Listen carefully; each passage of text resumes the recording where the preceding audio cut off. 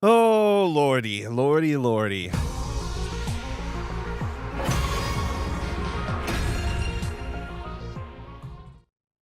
Picking up where we left off.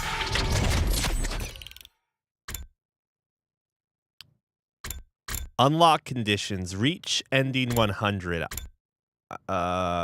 So... Where are we? No, no, no, not that. Not meat. Not the meat route.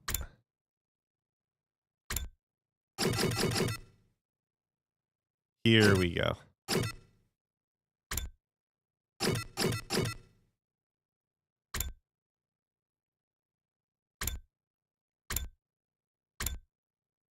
Hey, what's up, Bob? Who killed everyone? School is in session.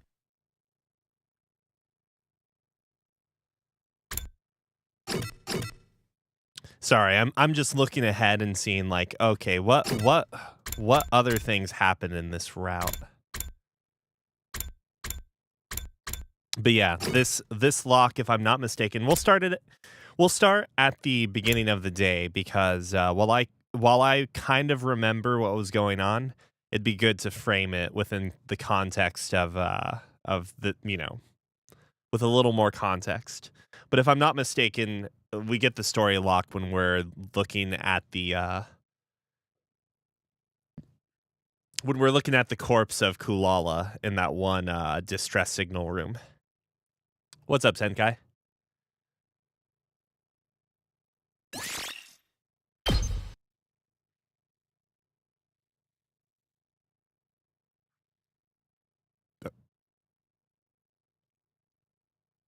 Hiruko and I ran around the school all night in search of the distress signal transmitter. We found nothing in the end. It's almost 6. If we're not in our rooms for the morning announcement, the others may suspect us of being X. Yes, we should call it a day for now, and... Just as Hiruko was about to finish her sentence...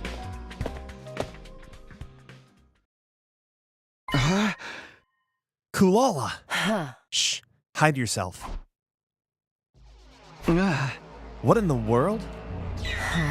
You made the rule that we should never go anywhere alone, remember? So why is Kulala wandering around by herself then? Oh, now that you mention it. We peered out from around the corner of the hallway to see where Kulala was going. She quickly vanished in the direction of the staircase. The sound of footsteps on the floor above us slowly became softer and softer until we heard the roof door closing. Then there was silence. Kulala went upstairs. I mean, we are on the ground floor. But she just came from the stairs. Why would she come down the stairs just to go back up again? Maybe she didn't come down the stairs. Are you sane? We started investigating the area around the staircase, groping around wall surfaces to see if we could find anything. And then...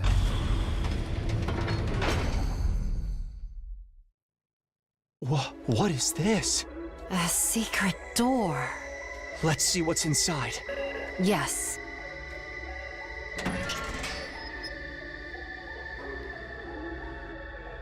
Behind the door was a staircase leading down into pitch darkness. Kudata didn't come downstairs. She came up from here. So, at the end of this staircase...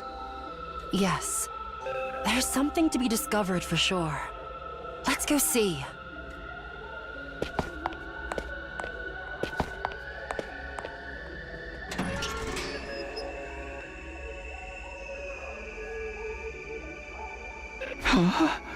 This place. I cannot believe we are still discovering new places in the school on day 82. It's freezing in here. Your unfunny jokes made the heat in the room shrivel up and die. I don't recall making any jokes. There is a device of some sort in the middle of the room. We should check it out. Hiroko and I approached the device and stared at the display monitor. Is this what I think it is? There was a user manual of sorts in the bottom left part of the screen which read, Distress Signal Transmitter. Enter the livor mortis code of each SDU member in the blank spaces on the screen. A distress signal is transmitted when 9 correct codes are entered. However, should a single incorrect code be entered, poison gas will be released from the tank behind the device. This is a special gas designed to instantly dissolve all types of physical objects. Neither a gas mask nor a biohazard suit will offer any sort of protection against it. You have been warned. Oh. This is it. This is the distress signal transmitter we were looking for. To think it's been here this whole time. This is a major discovery. In my excitement, I started looking around the other areas of the room. The next moment, I felt my blood going cold. I saw something I hadn't noticed initially because all my attention had been on the device, an object in a corner of the room. No, that wasn't an object. It wasn't. That was...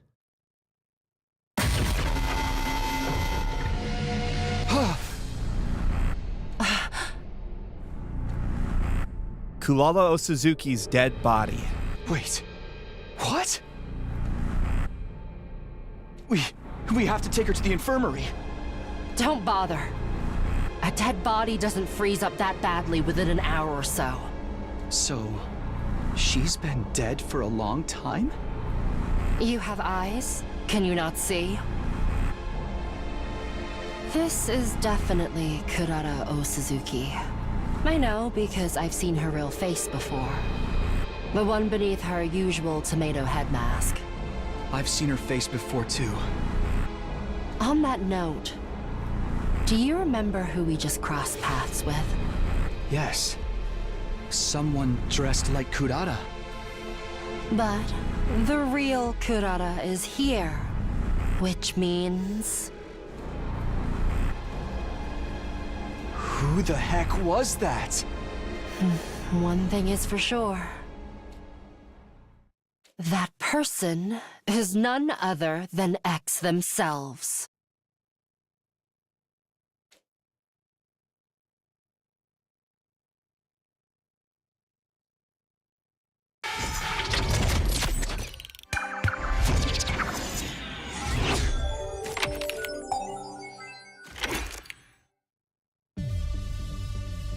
I thought back to what happened yesterday. After Hiroko and I found that secret basement room, we ran to the roof and told everyone about it. Not everyone though. Because the fake Kulala wasn't present, she had disappeared. As much as I wanted to immediately send a search party after her, that had to wait. Because we had something more important to attend to. Hiroko and I led everyone to the secret basement room. After explaining what the livor mortis codes were, we showed them the distress signal transmitter. And one more thing, we showed them Kulala's dead body as well. After an initial bout of astonishment, everyone started talking. So that fella in Kulala's clothing is the real mastermind. That was X. They have been pretending to be Lady Kulala all this time. The real Kulala had probably been killed more than 50 days ago. Her cryptoglobin hasn't been completely drained, but most of it is gone. Probably absorbed by X. I can tell at a glance. I am, after all, an expert in dead bodies. Aha! That's why the life detector always showed the same number of people as everyone present. After that, we embarked on the search for the fake Kulala X together, but found nothing of note. The same thing happened again today on day 83. We ransacked the entire school trying to find X. But they had disappeared without a trace. Night soon fell and we had to call off the search.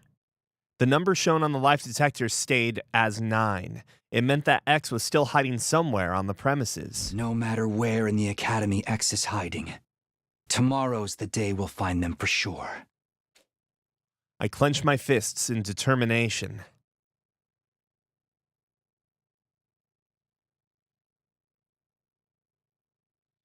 I know we've talked about this before, but there's the possibility that, okay, so we have some clues, some additional context as to what's going on here, right? We're on day 84, and Yugamu's proposing roughly around day 34 is when this change happens. What happens on day 34 in these, not these routes. Yeah, the Box of Calamity route. Let's take a look.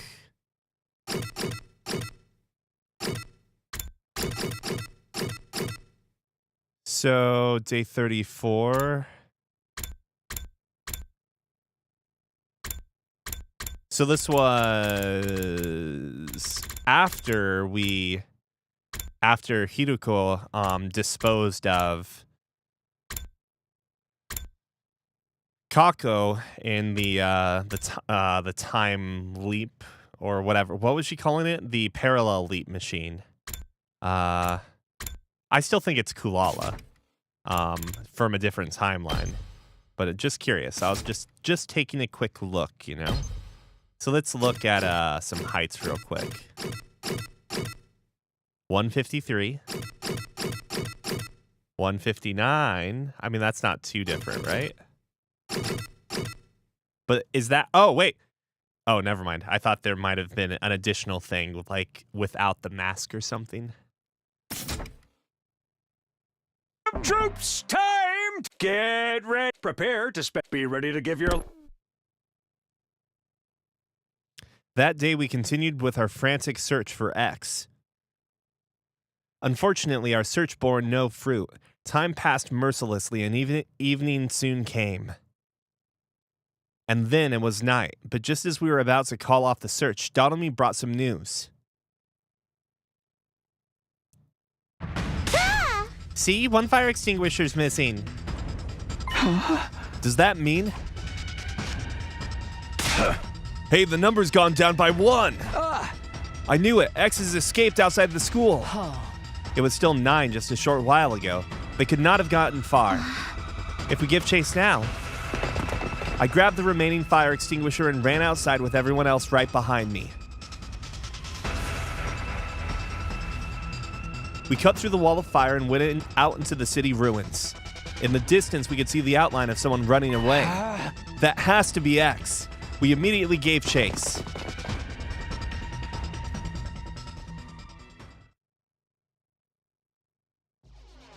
It was 10:30 p.m. when we finally arrived in front of a dilapidated building. I saw with my own 2 eyes our target entering this building. Yeah! What kind of building is this? Only one way to find out.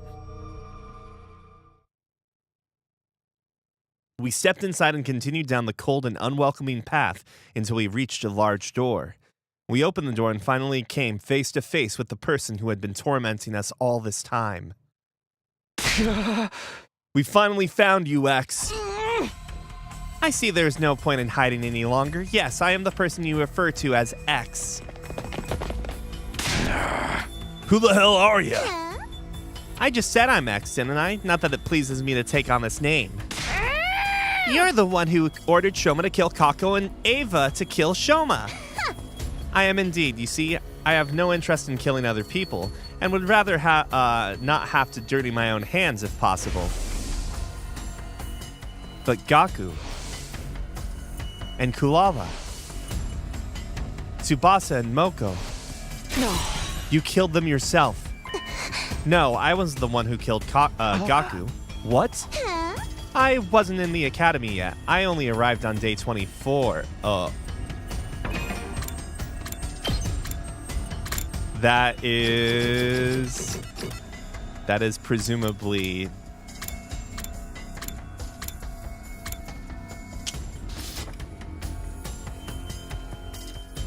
Yeah. You can believe me or not, of course. I don't really care. No. But I'll admit, I killed the other 3. Kulala, I killed her on day 28 around 2 a.m. The day before, on day 27, Tsubasa said too much while you were in the leisure lounge, remember? I was actually hiding in that room at the time and heard her say it. I know, I can make an organic life detection device. That would be highly inconvenient for me. You would all realize I was hiding out somewhere in the school. So so I decided to borrow Kulala's mask and clothes. That's why I killed her. I absorbed her cryptoglobin as well and gained her hemoanima as a result. As for Tsubasa and Moko, it was our turn on watch that night. That made it easy for me to get close to them. I knocked them both out by injecting them with Gamma-Feel and dragged them out all the way to the parking lot. Then I stabbed Tsubasa multiple times and cut Moko's corroded artery. Tsubasa's multiple stab wounds were to make her cryptoglobin drain out as quickly as possible. That was also why I hung her up in a tree. As you've already deduced, my objective is to obtain the Liver Mortis codes from all members of Team 1. There was no need to hang Moko since she was from Team 2, but leaving her lying around would take the gloss off the scene somewhat, you know what I mean? So I strung them up together. But it would take some time for all cryptoglobin to be drained out of their bodies, so I returned to the gym, and the rest is history. If all you wanted were the Liver Mortis codes, why did you also kill Moko? Are you stupid? Because if I'd only killed Tsubasa, Moko would have realized I was the one who did it. Just for that? That's right. Moko was killed just for something like that? I already said yes. What difference does the life of a maggot make anyway? You! By that point, I had lost all sense of reason. In the frenzy of the moment, I charged at full speed toward X. Yep, that's 100% right, Bob. And we just got a confession that they came on day 24, which is what? Well, I don't need to go down there. That's the day that Kako disappeared from the Box of Calamity route. And the heights are close too. Like 153, 159. Very small difference. So if it is actually going to be very neat in terms of if it's going to be neat where like you can trace each Gi infested person to another place and so on, then does that mean the Kulala from the zombie route is going to end up being the Takumi zombie route, we'll say, is going to end up being the one of the sponsors in the killing game route? Because that still makes the most sense to me. But who knows? Who knows? Well, that's the other thing too. Kulala's, if I'm not mistaken, the taller one. Let me double check again. 153. Kulala's 159, but does that take in, I think that might include the mask, you know? It's like when you look at Ben Wallace's height, the ex-NBA player. He was significantly taller because of his afro. I'm not even memeing. I actually think that was legitimate. His wingspan was crazy too, but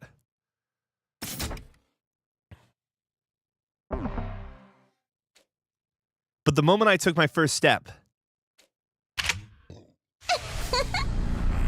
as you can see, this is a grenade gun. It's loaded with a grenade imbued with the energy of undying flames.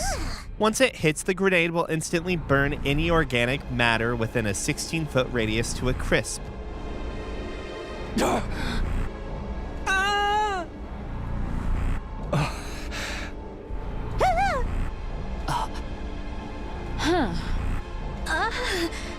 Let's play a game. I love playing games. Here are the rules. I'm going to fire this gun after counting to 10. If you can guess who I really am before then, I'll lower the gun. As a bonus, I'll even tell you everything I know. But if you guess wrong, it's game over for you. Because I'll shoot the person who gave the wrong answer. All right, let's play. 10, 9, 8. My head was spinning. Think, Takumi. Think, who could X be? 7, 6, 5. X said they came to the academy on day 24. That's the biggest clue they've given. Someone who had arrived on day 24. 4, 3, 2. I know the answer. I should know it. X is... The real identity of X is... 1. The true identity of X is...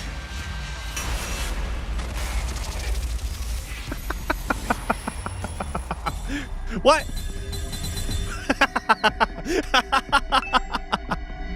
For a second, I didn't see Ato, so I panicked. Yes! Ato is X!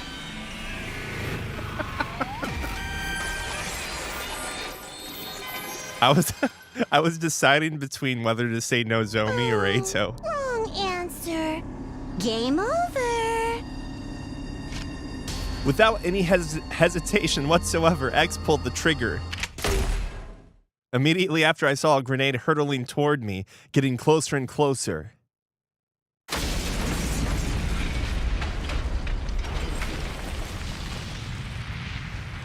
I think Nozomi would have been just as funny, though.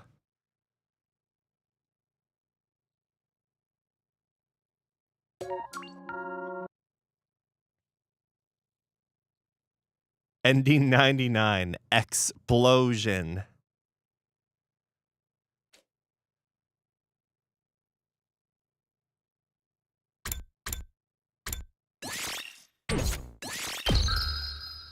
Oh, we were at the top. Okay.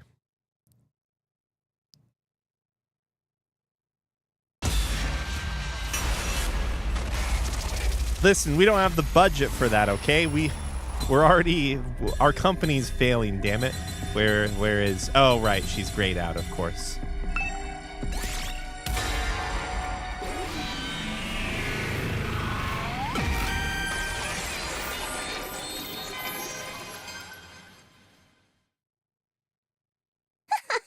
I knew you had it in you. X put both hands on their mask and quietly removed it. The hell? How? Why? You... Kako. But Lady Kaka was... She was... You kicked the freaking bucket on day 27!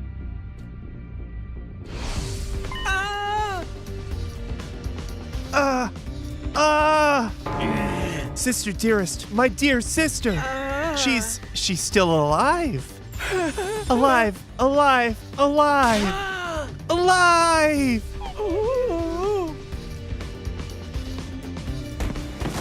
Ima collapsed on the spot, probably out of sheer exhilaration, like how a superfan would react upon making eye contact with their favorite celebrity on stage. Basically, he swooned. You guys think maybe she had another twin besides Ima? An identical one? Or a clone of some sort? Hey! No, none of those. Huh? She came from another timeline using the PLM. Timeline? PLM. I'll explain later. Long story short, this is a Kako from a parallel world. Everybody tensed up and stared around in sheer utter confusion. Another thing, you're all calling her Kako, but to be precise, she's no longer the Kako we all know. There's a parasitic creature called a Gi in her brain that's taken over her body. It's going to be easier if we call her Kako G from now on. Kako G? I nodded and continued. The Gi inside her body. That's the real mastermind who killed our friends. That's who X really is. You're absolutely right. I have nothing to add or subtract from your explanation. You said you'd tell us everything if we got your identity right. I did say that, didn't I? Good, because I have some questions for you. Go ahead. First of all, you said your objective was to obtain the Liver Mortis codes, right? How did you even learn about them? From Shion in the Box of Calamity timeline. It was before I got banished to this world. That's also where I learned about the distress signal transmitter. So your ultimate objective is to summon the rescue craft. That's right. I'm going to ride it to the artificial satellite, so my sisters can bond with the remaining humans there. Next question. Where did you put the liver mortis codes you cut out of the others? I have them right here. You can have them. She pulled out some kind of file binder and tossed it over. This little scrapbook contains their skin fragments. Oh. You won't know which number belongs to whom, so I'll tell you. Eito is 8, Gaku is 0, Kako is 9, and Shoma is 3. There's just one more confirmed liver mortis code. I didn't take your skin, but you must have seen it too. Yes, Tsubasa's is 2. That's 5 confirmed so far.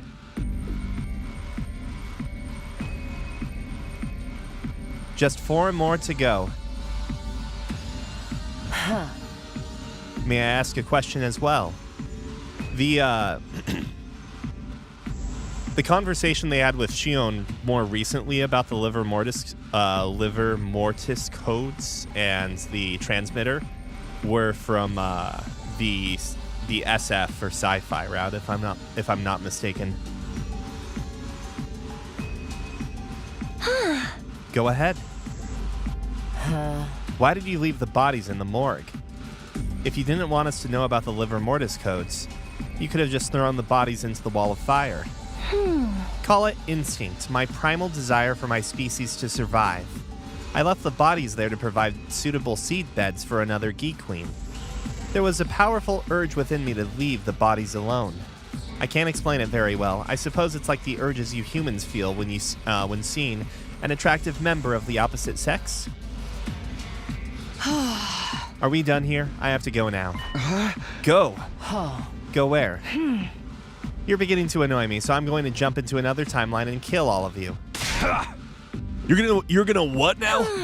I wasn't lying about having no interest in killing people. I don't kill for fun, if you know what I mean.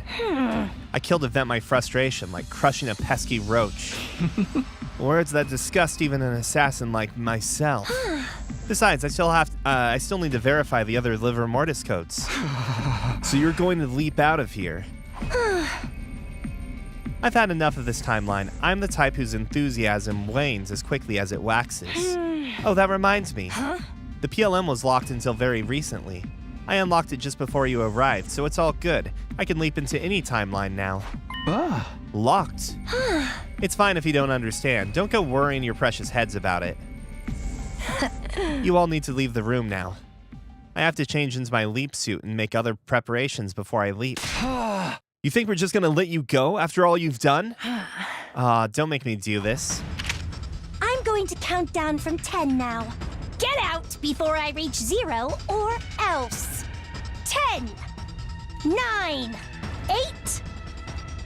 The burning rage within me flared up into an inferno, and I could no longer contain myself. 7, 6, 5. This lunatic killed Kako, Shoma, Tsubasa, Moko, and Kulala.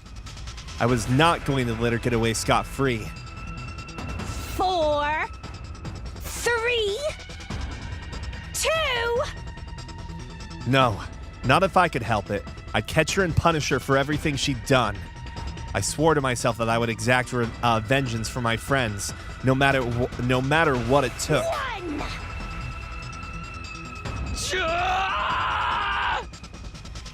I started charging forward as I yelled, taking 1 step, 2 steps, and then I saw a grenade flying through the air, making a beeline for my face.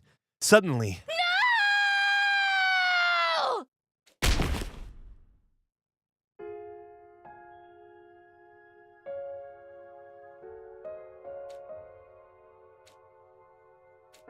what? What just happened? This can't be real. Nozomi, she's trying to protect me. No, don't do this, Nozomi. Get away. Please, get out of the way. I'm begging you. Nozomi, Nozomi, Nozomi. Nozomi! Kagome!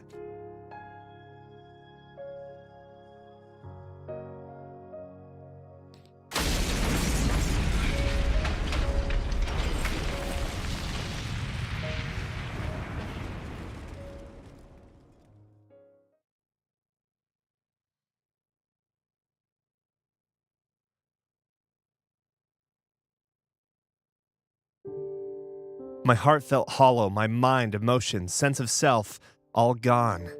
I couldn't think, I couldn't feel. I had become emptiness itself, held together by a sack of inconsequential flesh. Are you awake? It's already day 97.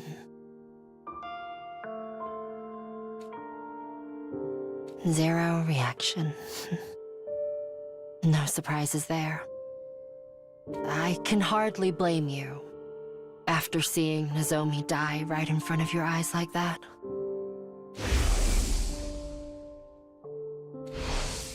You may not be listening, but I have something important to report.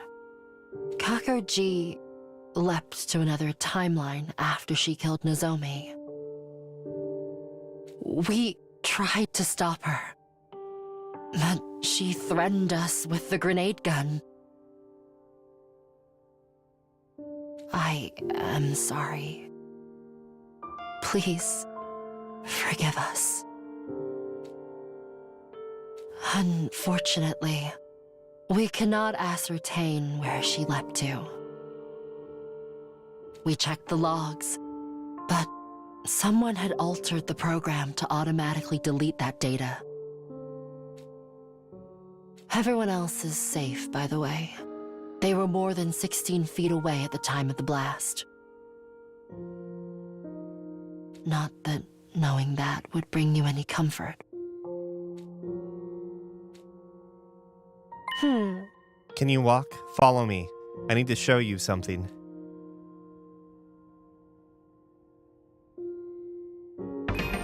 We can check real quick. I feel like by this point in time, we're in Ato territory for the sponsor, no?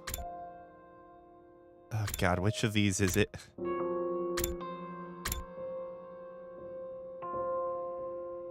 So, if I'm not mistaken, they use Kyoshka.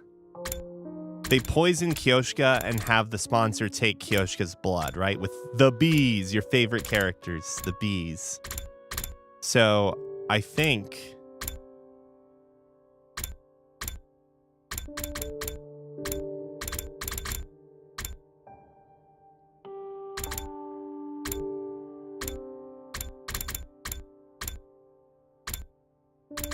Oops. Holy crap, how long back is it? Okay, so who I think is the Kulala sponsor, though I could be wrong, who knows, dies presumably on day 58. The second sponsor, though, dies on day 58. So, no, I thought the sponsor was Ato, right?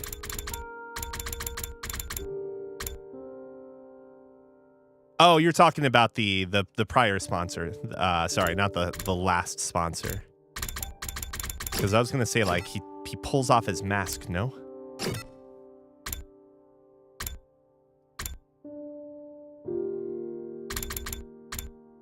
Yeah, first sponsor could be, I don't know.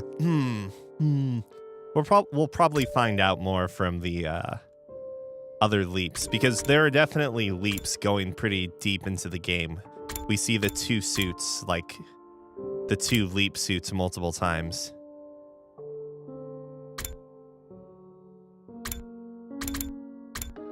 Well, Gi Takumi kills Gaku, but in that specific timeline... Jesus, we have to go so far back.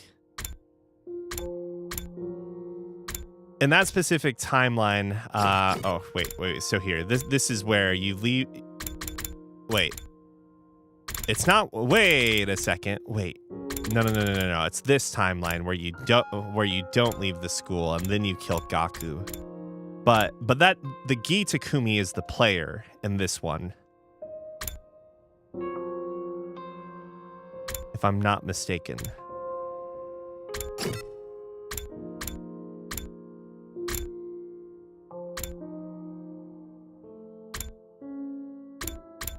But so in the killing game route, I think this. Okay, yeah. My memory is kind of returning to me.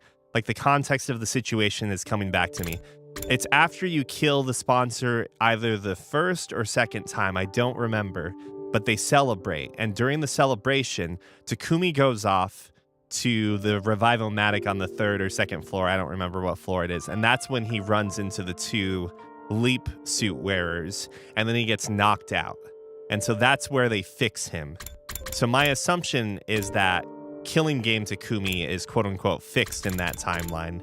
So infested with the Gi metadata, we'll say. But not actual Gi, physical Gi, right?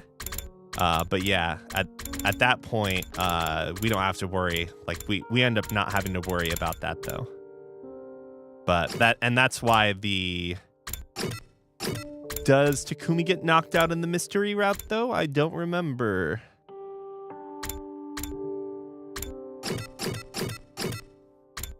Oh, this is the route though where he's like passing out all the time, right? For long periods of time.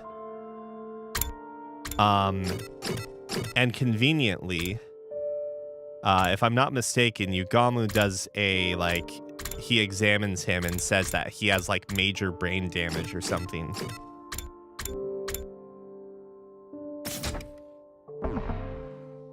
Huh.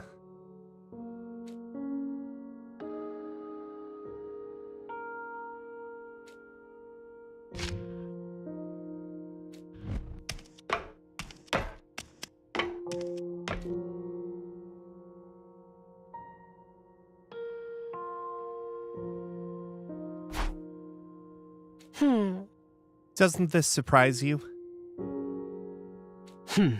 Is it because you already saw it in another timeline, or because you've completely lost heart already? I noticed it 3 days ago and have already shown it to the others. We've actually made leaping into different timelines in search of Kako G. Kako G. So far, we haven't found her. A lot has happened, but we did find a ruined escape pod in one timeline. It occurred to me this may have happened in our timeline as well. I came back to check, and unfortunately, I was right. As of right now, we don't know what caused the damage. We can't fix it without Tsubasa anyway. And even if Tsubasa were still here with us, it would be impossible for her to fully repair it in just 2 days. We can't use the escape pod anymore. What do you think happens next? If we can't go to the artificial satellite when the omnidirectional attack launches on day 100,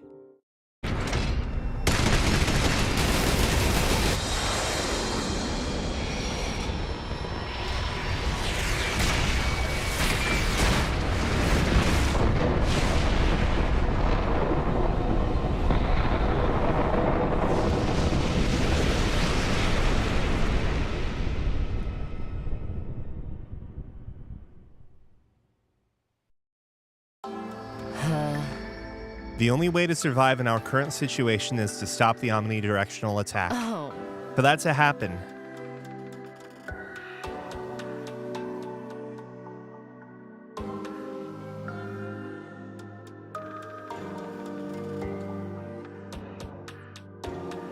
we have no choice but to release him from here.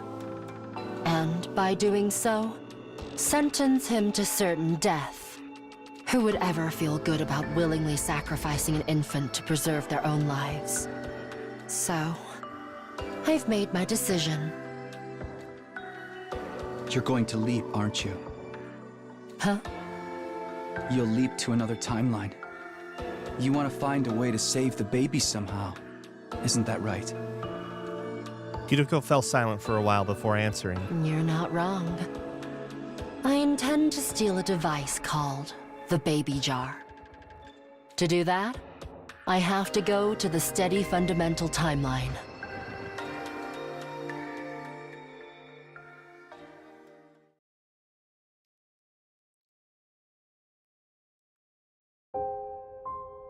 My heart remained empty, floating about quietly in darkness. I melted into the formless void. I could no longer tell where the darkness ended and I began. My outline was slowly dissipating like an abandoned sand sculpture blown by the wind. I'm glad you're awake. Today, we celebrate the arrival of our long-awaited Day 100. Not that there's anything worth celebrating right now. We've won the war. We've defeated Veshness. Emptiness is our spoil. That is all. Are you worried about the others? Don't be. Everyone is safe. The omnidirectional attack won't be happening in this timeline. As you can see, the missiles are no longer being charged. They won't be used to eliminate all life on this planet.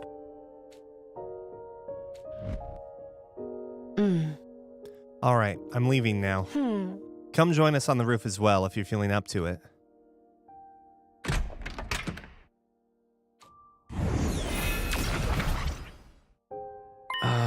Hello, it's been a while. Huh? Shion. Huh? Shion. Huh? That's your name. Shion. Shion. Okay. It feels strangely right. You can manifest yourself now. Yes, thanks to your help. What's that? You solved the future case, didn't you? The flow of the malicious aura has been stopped. Thank you. I'm really grateful. I'll see you around.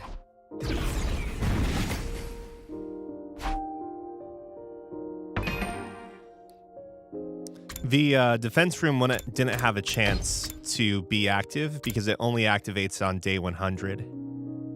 So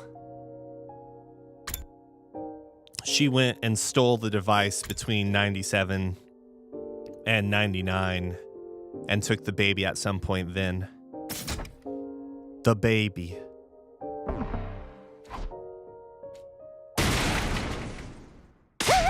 Takumi, you gotta come see this. Will you quit with the morose character archetype already? Come on, this might actually cure you. What's that? Just come with me. Hurry up.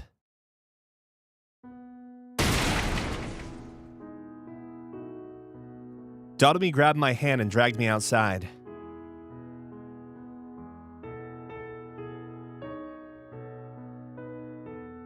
There stood the 6 other survivors: Hiruko, Takemaru, Ima, Kyoshika, Yugamu, and of course, Dotomi. When they saw me, they beckoned me over. Get your ass over here now! Come this way. I ran with the rest toward the fence and we glanced down at the schoolyard together, where we saw... What? No way! How? We can talk more in the schoolyard. Run, everyone. Yeah!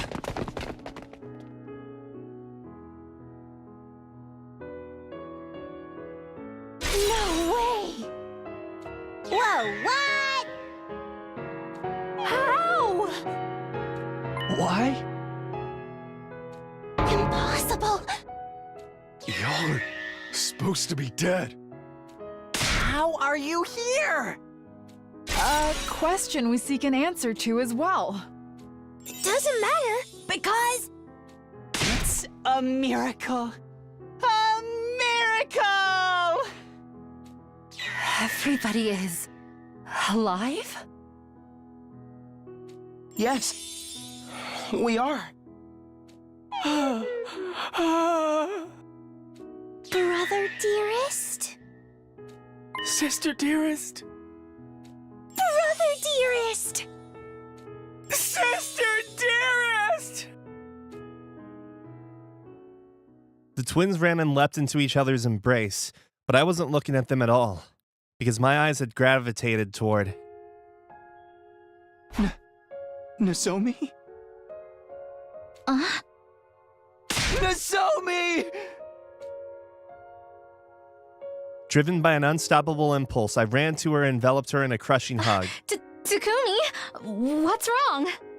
Sorry, it's nothing. I'm just so happy. Everyone started gathering at one spot as well, exchanging hugs, patting shoulders, and rubbing cheeks. Shouts of joy filled the air amidst the occasional sobbing. In that moment, I suddenly felt like there was someone standing behind me. But when I turned around, there was no one. All that remained was a faint scent, a hint of lavender.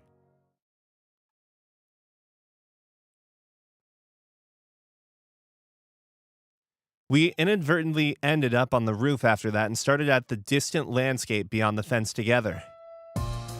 Stairs. It's over. Yeah, and we all made it out unscathed, more or less. Why so unsure? This is exactly the kind of moment you should be shouting from the rooftops about! Yes, you're right. My dear sister is alive! And so is my dear brother. The baby's been saved. Yes. Right here with us. Everything turned out well. All thanks to you. Shion! When did you arrive? Am I not allowed to join you? Are you kidding? Of course you are! I'm just so happy everyone's alive. Right, Gaku? Yeah, absolutely.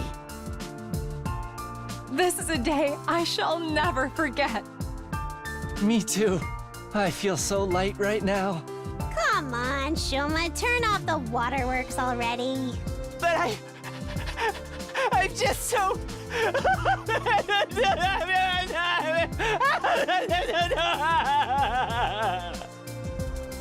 Did our dead friends come back to life? While on the way to the roof, we asked them about this. Apparently, they had left here from another timeline, so it wasn't like those who died in this timeline had gotten revived. That gave me mixed feelings. The Eito, Gaku, Shoma, Ava, Tsubasa, Moko, Kulala, and Nozomi who were here with us right now. They weren't the same 9 people we had gotten to know from this timeline. I would never forget those who were killed here. The pain of losing them would live on forever in my heart. But it was just like Kulala had said. Right now is the time for us to go all out and celebrate the fact that everyone was still alive. I didn't want to think about how the Shoma and Ava of this timeline ended up becoming murderers. The only thing I regret is not being able to capture Kakuji. Yeah, but it's only a matter of time before we do. And exact vengeance on her for everyone's deaths. Well said, Takumi. We continued staring into the distance together for some time after that. Reflected in each of our eyes were the purple flames and the boundless eternal future that stretched out ahead of us.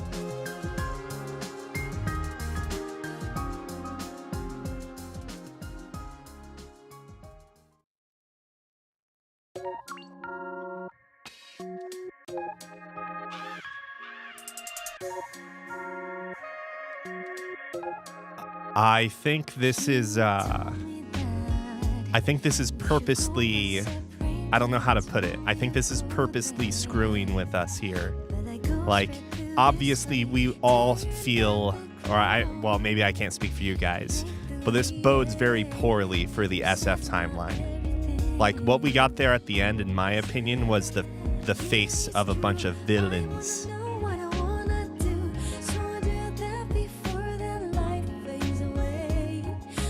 Villains.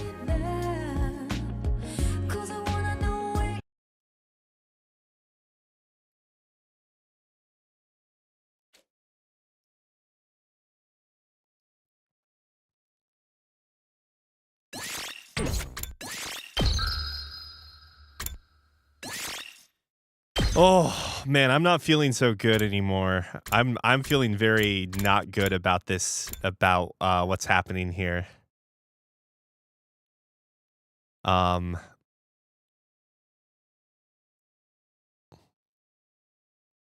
Yeah, I don't know. Sure, everyone's alive, but yeah, worst case scenario, at the end of SF route, I'm guessing that means they can't save Shion.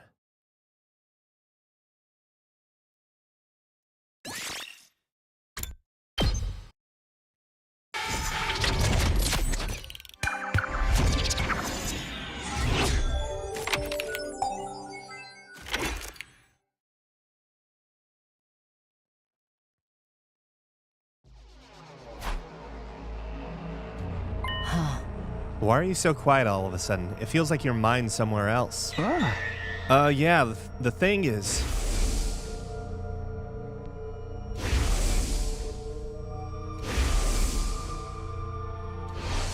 I know this is sudden, and it'll probably sound weird, but I figured it out.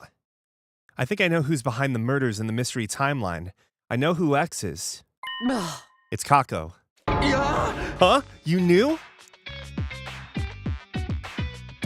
No, right. That's exactly the point, Bob. This route's gonna get fucked over potentially, or they have to plan for the shenanigans. But a bunch of people from this route potentially are traveling over there. Or that at least that's how I view. Like, I'm thinking worst case scenario, but I bet a bunch of people die here. You know, that's what I'm worried about.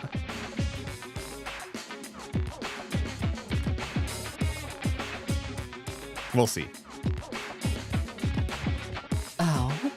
More accurately, it's a Gi-possessed version of her, a Kako G, to borrow the term you came up with yesterday. I do really hope that I'm like being too pessimistic about this, right? I'm very, very concerned.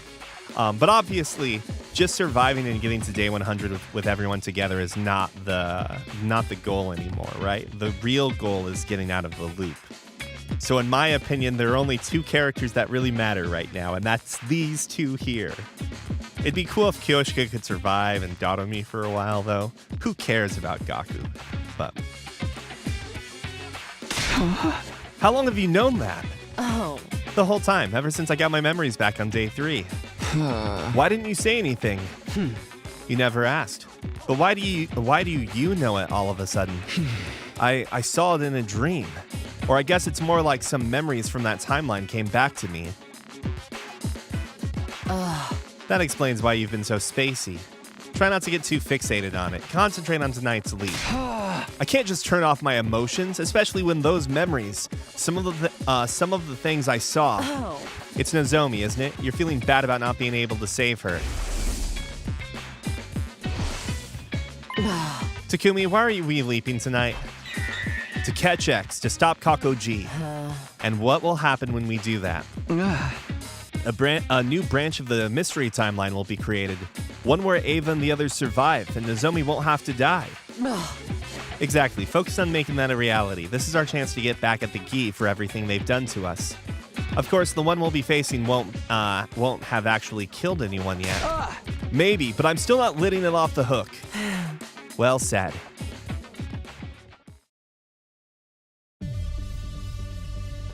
It was 4:13 a.m. The two of us had already put on our leap suits. Hiruko was adjusting the machine's settings. I decided to ask her a few things just to make sure everything was clear. So we're leaping to the Hunt Mystery timeline. No, there's no Kako G there at this point. Oh, right. The Gi-possessed Kako isn't actually the mystery Kako. She came from another timeline.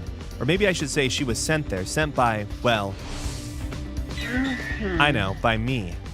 That version of me thought she was doing the right thing, but it had serious consequences for the mystery timeline. All the more reason why I have to fix this. It was my mistake. This is the least I can do to atone for it. So the timeline we're leaping to is the Box of Calamity timeline.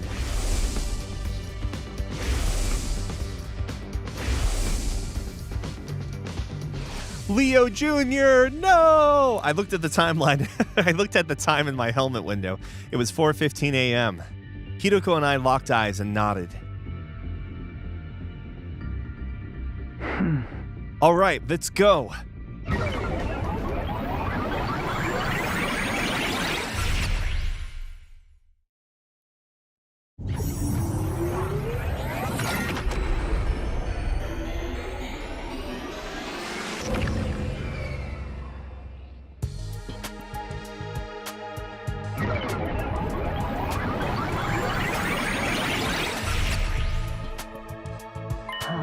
We're here.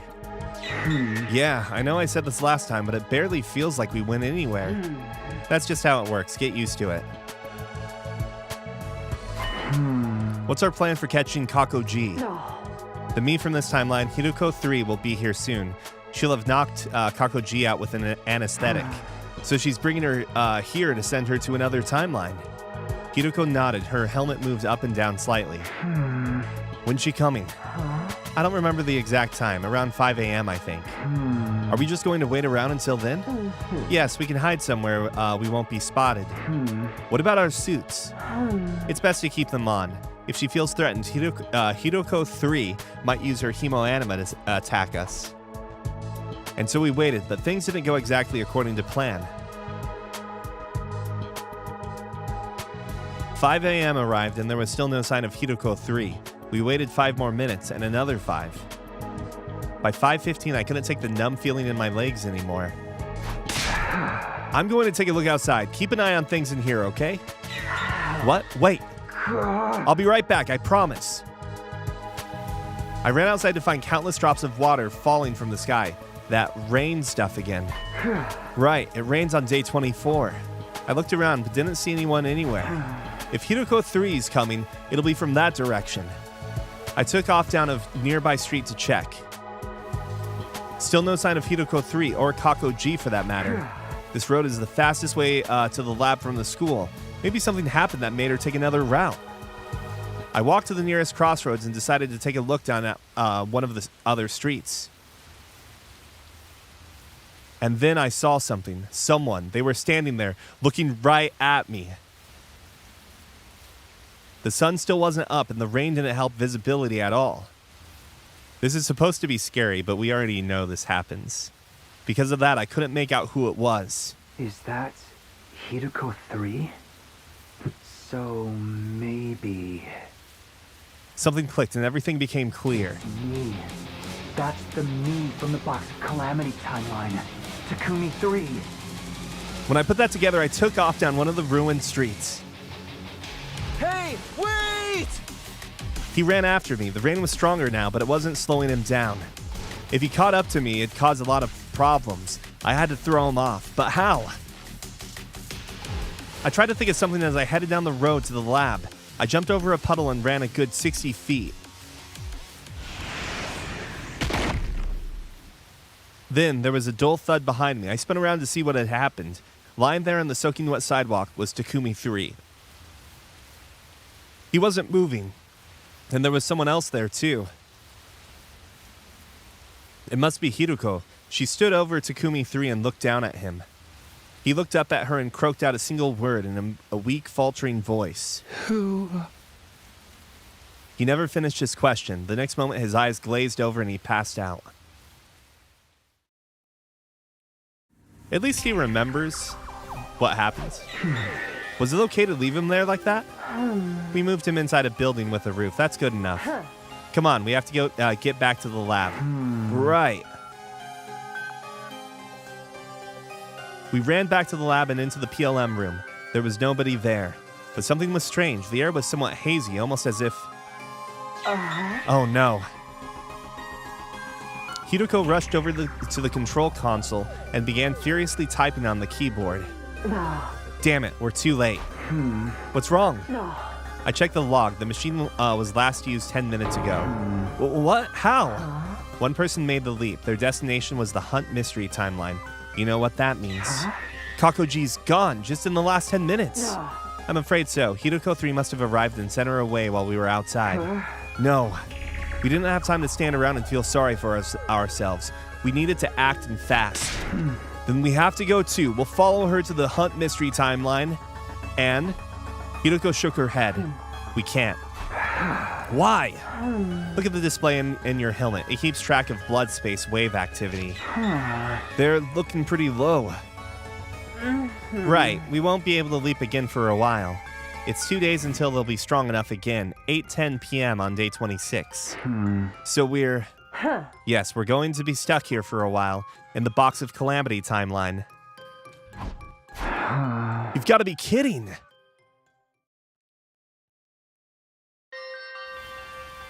Hidoko and I discussed what we should do next. Eventually, we decided to carry Takumi 3 back to the school. We couldn't just leave him out there in the ruins all night.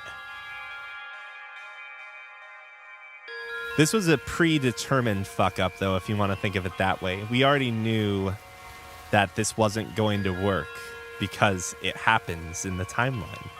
With Takumi 3 hoisted on my back, we made our way back to Last Defense Academy. The sun was coming up by the time we arrived. The morning announcement will be playing soon. We have to hurry. How about you help me with this guy then? Excuse me? Excuse me, me carry luggage? That's your job, servant. Again with the servant stuff? Just who do you think I am, anyway? My servant, of course. Was I not clear? Would you prefer lackey? What happens to the hemoanima flow? Oh, basically they can't go back for X number of days. I don't recall what it was. So they're stuck in a different timeline.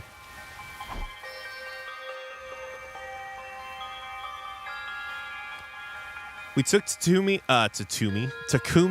3 back to his room and put him into bed. There. That should do it.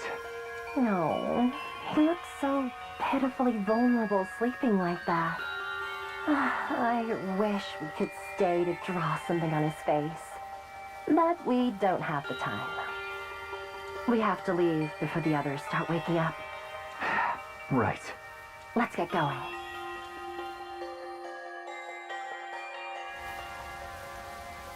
Back on the road to the lab, Hiroko suddenly came to a halt.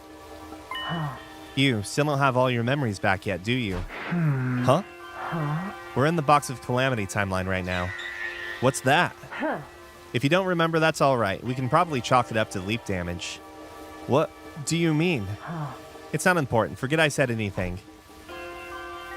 She began walking again, clearly in no mood to discuss the matter further. I watched in confusion as she strode further and further ahead of me. What had just happened?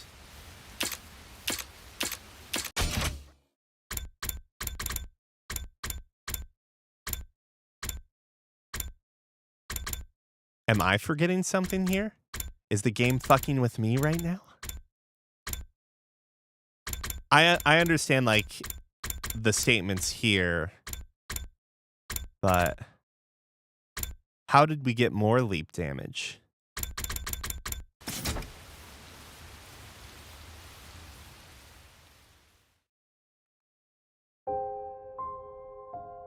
We arrived back in the lab and did what little we could.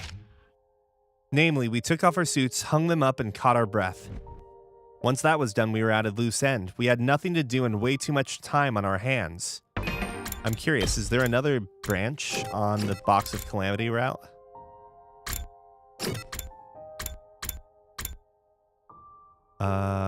So obviously this is the turn of the face. Yeah, okay, so nothing we can influence. Once that was, oh yeah, I already read this. We had nothing to do and way too much time on our hands.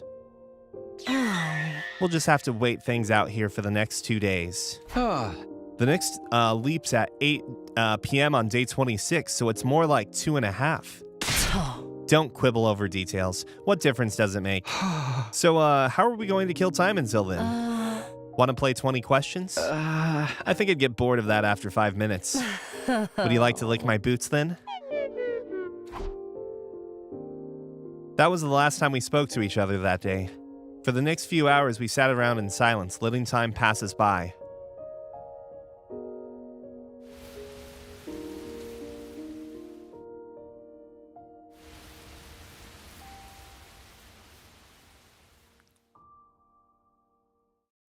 Uh. 10 o'clock. I'm getting pretty hungry. Oh. Me too. Go find some food somewhere and cook it for me. Huh? Somewhere. Somewhere in the town ruins. Sometimes you find old canned food around. Why don't you go look for some yourself? I'm not the servant here. That was the last straw. This is all your fault, you know? What is? Hey! Us missing Kakoji? I told you to wait here. The blood space waves were about to fade out. What was I supposed to do?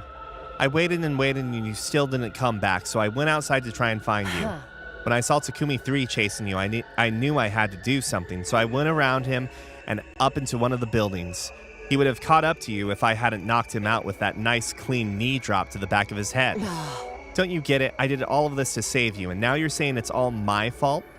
Hiroko's tirade seemed to jog something loose in my mind. Of course, how could I forget something so important? Is it the leap damage again? What's the matter? A memory. I remembered something about day 24 in this timeline. It was around 4 p.m. when I was Takumi 3. I saw Hiroko 3 leaving the school grounds. I didn't realize it at the time, but she must have been carrying Kakoji too. I wondered what she was up to when I followed her. Then I spotted someone in a leap suit in the city ruins. Of course, I didn't know what the suit was back then or who was inside it, but I do now. And that was the me from the Steady Fundamental timeline, Takumi 1, the version of me I am now. I don't need to tell you the rest. Somebody hit me with a nice clean knee drop to the back of my head. That's weird, isn't it? Why is history repeating itself like this? The same thing happened in the Killer Zombie timeline.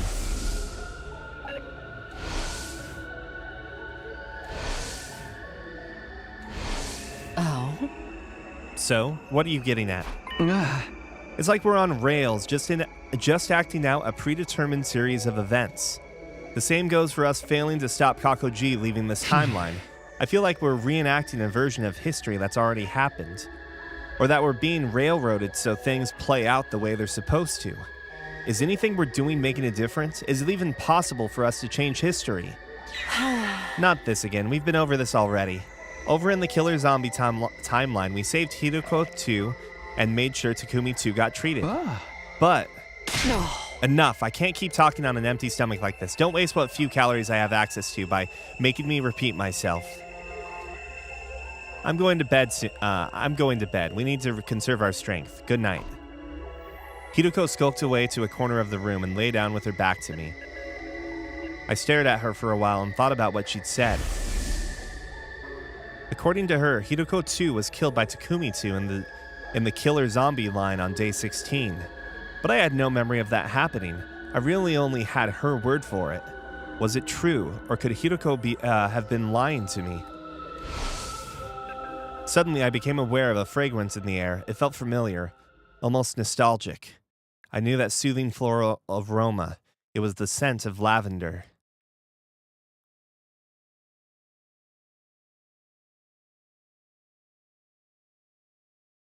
Buying something to eat soon. Hiroko and I split up to look for food, but in the end...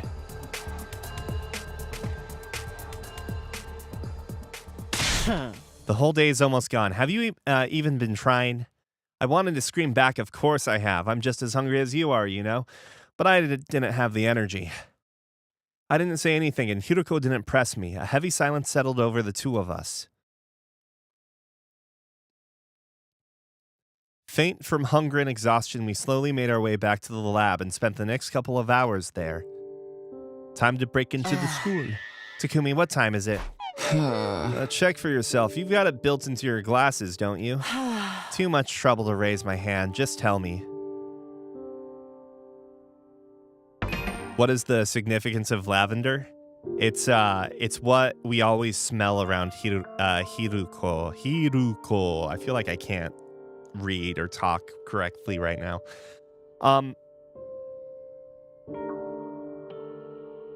I don't know if it's just a bait, but I feel like it's a very important line in general or thing because he constantly is smelling it in every single route, right? And at least my assumption is that it's the perfume that or shampoo or whatever that Hiroko uses, but yeah, I don't know. Mystery person on Mystery Day 100? No, I think the relevance of that was that Hiroko was watching the reunion between Nozomi and Takumi. And so when doing that, like she moved away before, like when he looked back behind him. It was like a resignation, if you will. I'm actually curious about something now. I do wonder if there is a timeline where we die early, but all of the people peepo. So it wouldn't be romance, and it wouldn't be the Cult of Takumi, of course. Cult of Takumi ends way earlier, I guess. We'll need to check those two. But is there a timeline where the people that teleported to the mystery timeline are all alive, and the people that aren't dead in the mystery timeline are dead? Because that would be nice if, two bad endings get to join together.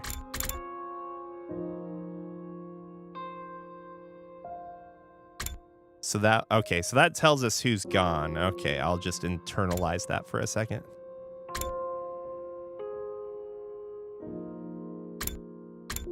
Yeah, it could be possible. That could also be possible if there's a Hiruko who resigns herself to being alone there, which would be super sad. Maybe it's the meat route. Everyone dies in the meat route, you know?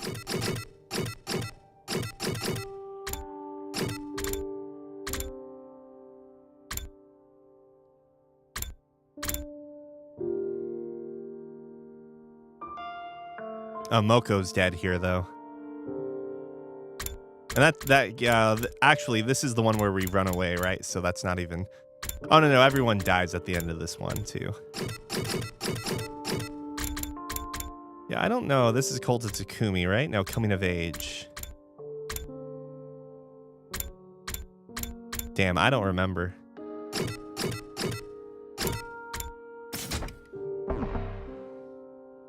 Too much trouble to raise my hand. Just tell me.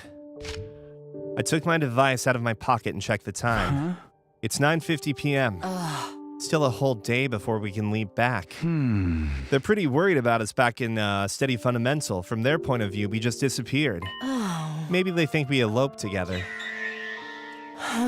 Kidding. Sorry, I don't have the energy to laugh. I'm almost at my limit, too. I don't think I can make it through these last 22 hours. What do you want me to do about it? We've already searched every inch of these ruins. In that case, there's only one place we can go, the school. Where's that? The only place we're guaranteed to get a high caloric intake.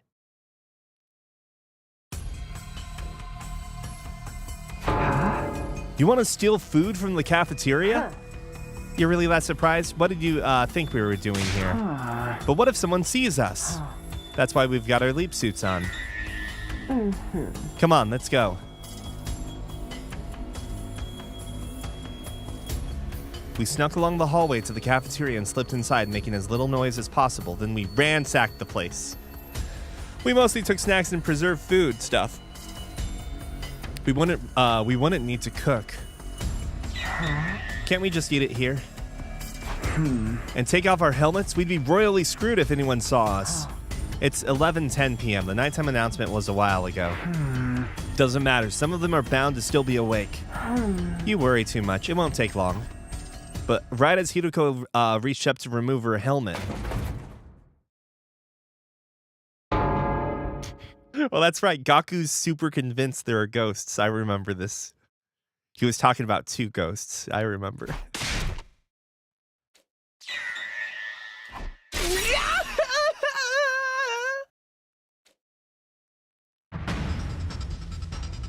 We took off running as fast as we could. Even in our panic trying to get away, a thought occurred to me. Something happened in this timeline with Gaku in the middle of the night. I got kinda hungry, so I went to the cafeteria for some food, and when I turned around, there were 2 dark, shadowy figures standing at the back of the room.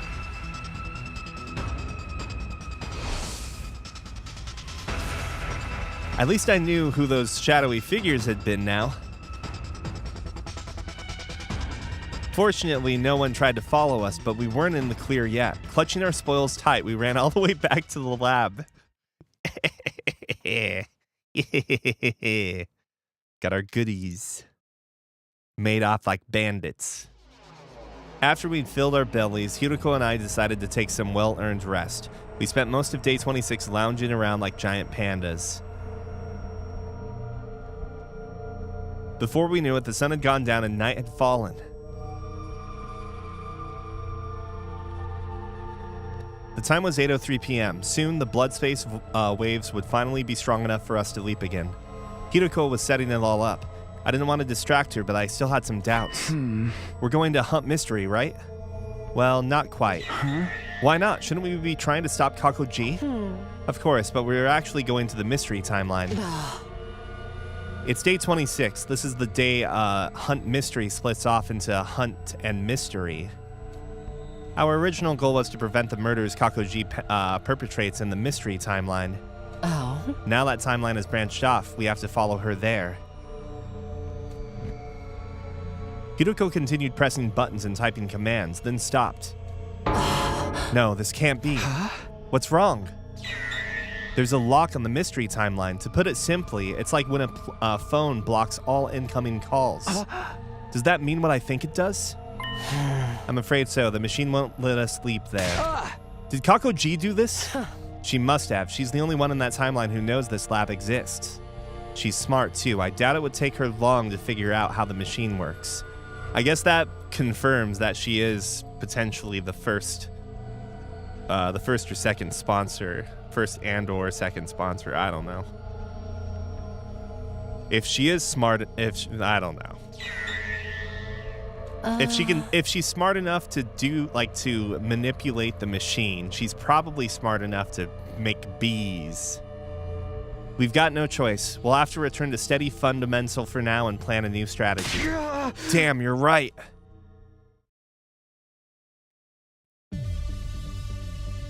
There was just 1 minute left until our leap. Everything was set and ready to go. What are we going to tell everyone when we get back? How about we went out to explore the ruins early on day 24, got caught in the rain, and were laid up with a fever until now. A fever so bad we couldn't move for the last 2 days? Nobody's gonna buy that. I'm open to suggestions. Excuses and cover stories are your forte, not mine. While we were talking, the time changed. It was 8:10 p.m. now. Okay, time to go home.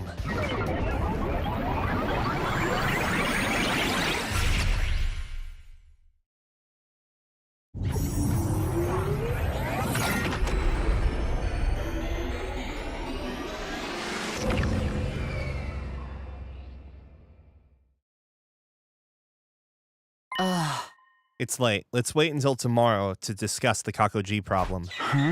Fine with me. I'm going back to my room.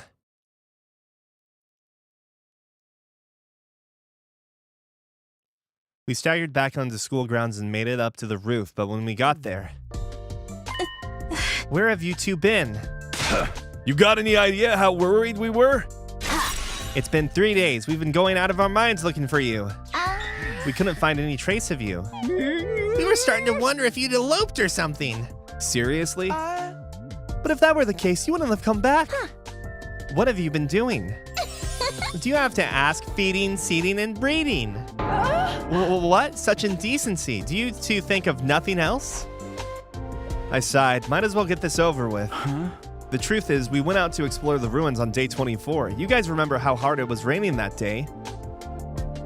Well, we both caught a cold in it, and we were laid up with a fever until today. Everyone's faces had the same expression, blank astonishment, but the silence only lasted for a moment.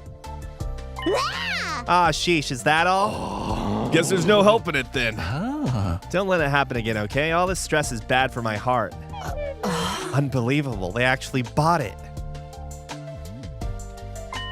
Huh? Nothing, don't worry about it. Anyway, we're sorry to worry you all this time. Me too, I apologize. Wow, I don't think I've ever heard you apologize before.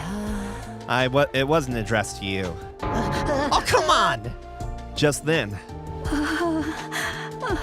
Excuse me, I'm sorry to interrupt. Ava, you're here.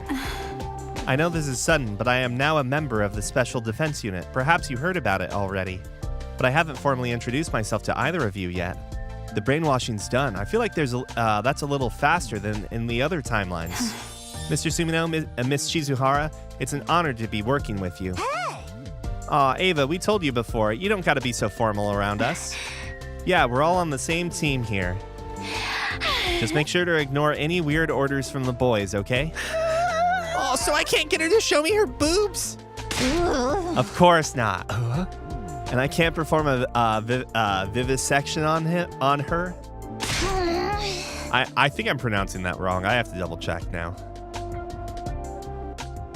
Back in the good old days, you only had books to read. And the internet didn't have... Vivisection. Vivisection, okay, I was close. Especially not that. But orders from us girls are okay. Ava, shake. Arf, arf.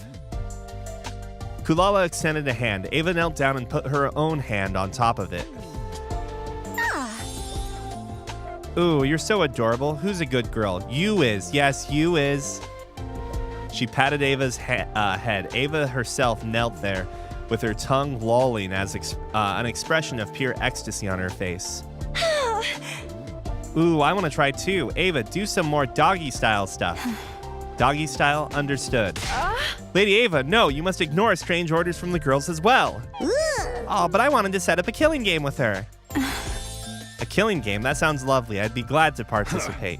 You don't even know what that means, do ya? You should join too, Mr. Yakushiji, and you, Mr. Kinzaki. Well, I guess a little one wouldn't hurt. Don't get swept up in the mood, you two. Oh, is a killing game a contest to see who can kill the most invaders? That really does sound wonderful. Let's kill lots of invaders together. I wasn't sure what had happened in the 3 days that Hiroko and I had been gone, but it seemed like Ava had assimilated into the team just fine even without our help. Now that the team's back together, we should we celebrate the usual way? I'm down for that. All right, 1, 2, 3. Special Defense Unit, best in the world, indestructible and undefeated. Never lose, never yield. Special Defense Unit, fight on! I feel like everyone's intelligence in this route is just like lower than normal. Everyone raised their voices, their cheers echoing out across the roof. Hiroko watched them with a mixture of confusion and relief. I guess this is fun. Her expression softened a little, and she smiled as the group continued kidding around. I'm guessing some of the carefree attitude, though, is because things are going so well. Like, they have information on all of the enemies.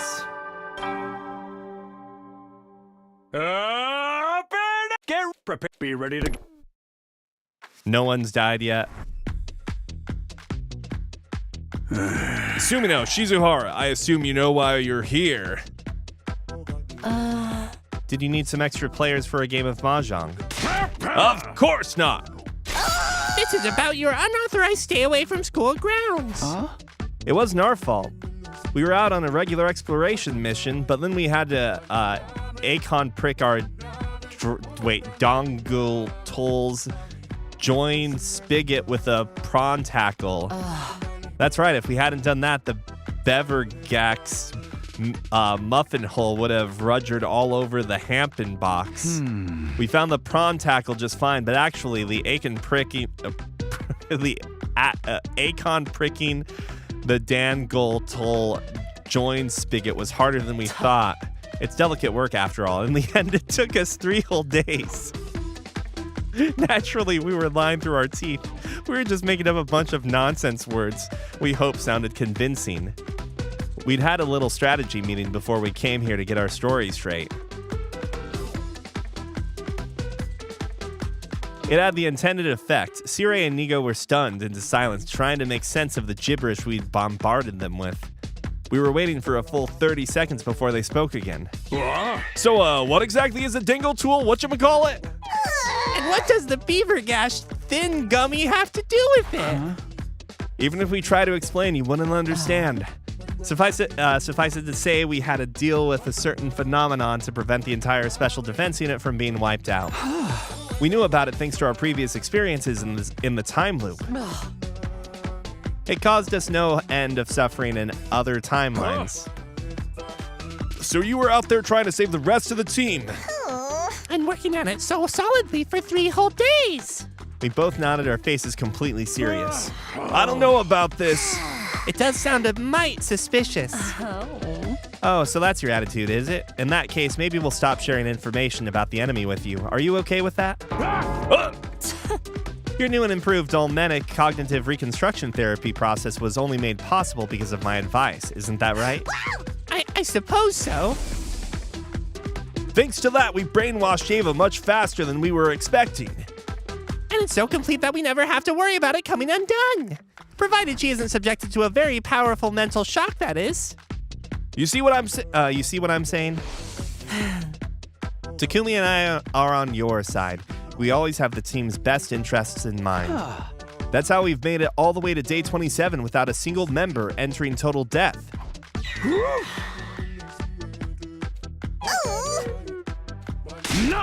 Oh, fine. Have it your way. I think the total death thing is also really good. Like, he uses that term specifically. And I don't know if that's going to be a problem later on, but I feel like total death specifically is used when talking about the livor mortis codes, right? So, if it'll help us win the war, anything goes. We'll do whatever you want. Well then. Yeah, you're off the hook. You're allowed to stay outside school grounds without prior notice. Just make sure you're here on battle days, all right?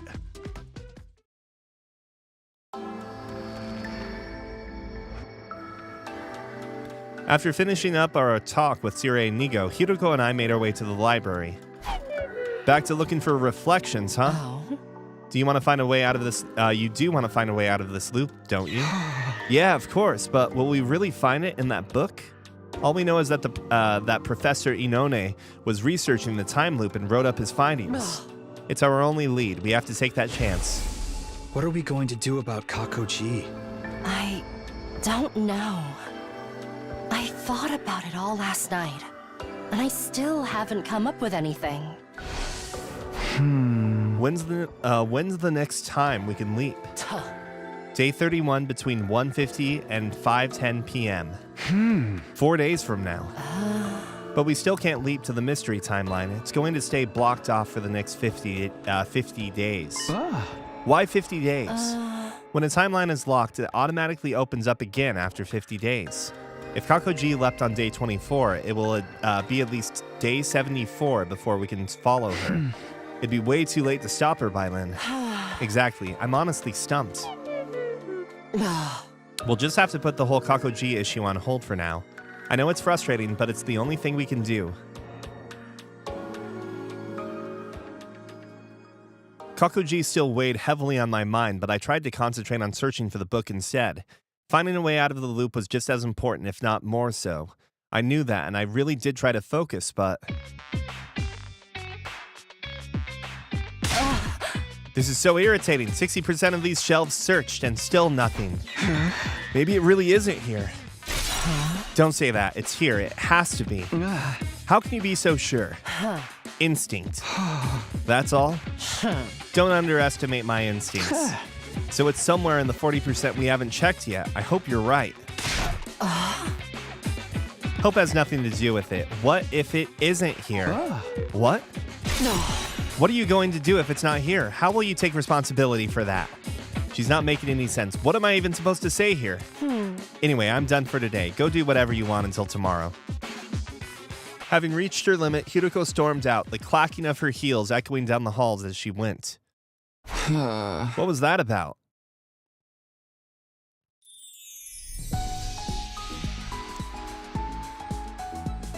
Oh. I decided to ignore Hiroko's weird outburst for now. It was probably just the stress of the last few days getting to her. It would be evening soon. After getting my thoughts in order, I headed out like usual. What shall I do with the rest of my day? First, we look at the garage.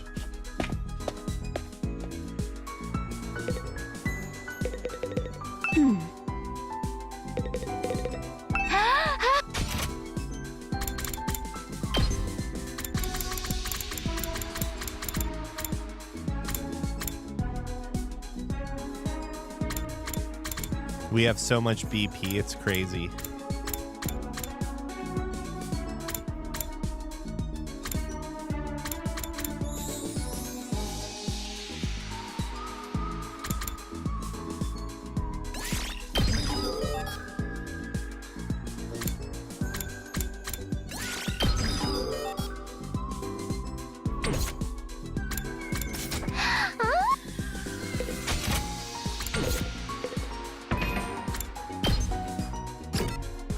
Oh, okay. I thought we had cleared her, but I guess not. Oh, wait, this is the library. Whoops.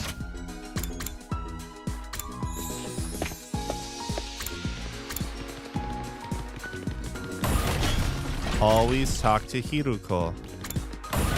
Oh my gosh. Oh.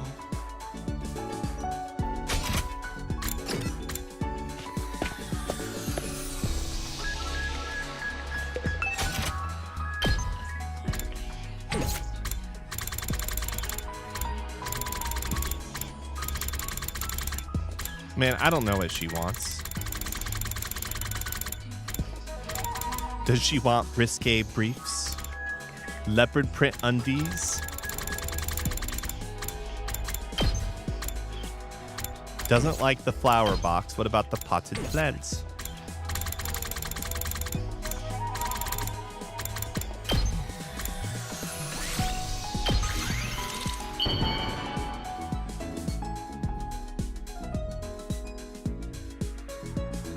I am not worthy of...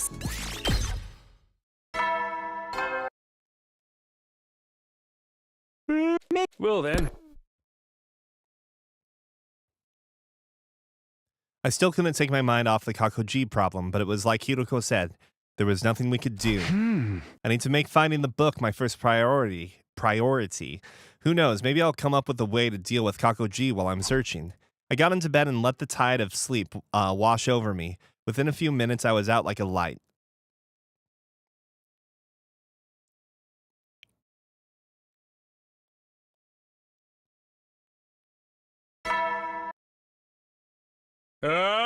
Get ready, prepare, be ready.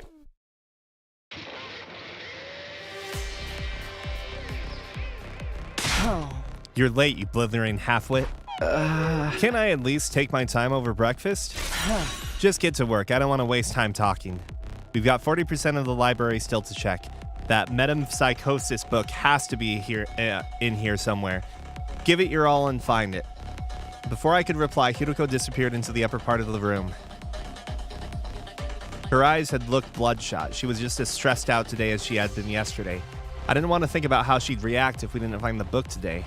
Not wanting to let that happen, I plunged into the search, trembling with a kind of desperate determination. The day wore on, and the moment I'd been dreading finally arrived.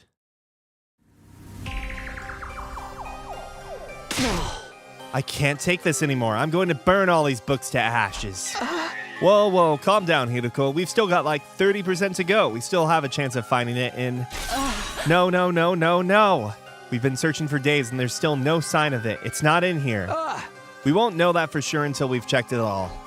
Somewhere along the way, our roles had been reversed. How did that happen? We'll just have to order it online. I don't think they deliver out here. Then what do we do? If we can't find that book, we'll be stuck in this loop forever. I'm going back to my room. Take the rest of the day off. Be seeing you. Hiroko left, her eyes downcast. Unlike yesterday, she didn't seem angry or stressed so much as emotionally exhausted.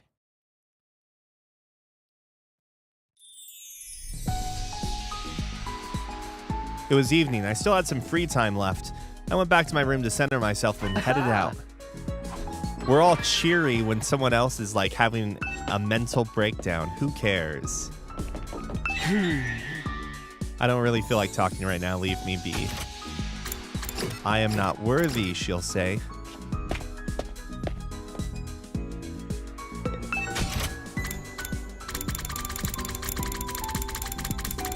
Oh, it's higher up than I thought. Are you kidding me? Need more plants.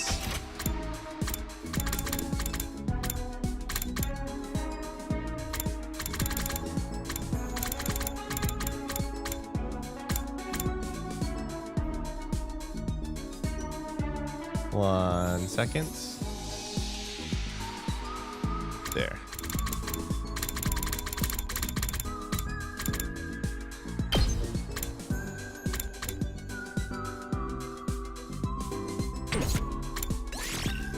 Man, so we can't, unless I go load and check something else out, of course. I can't, determine or find, how do I get to the map again? Holy cow, I suck. Yeah, I won't know, what Ava likes, unless, hold on, if I do this.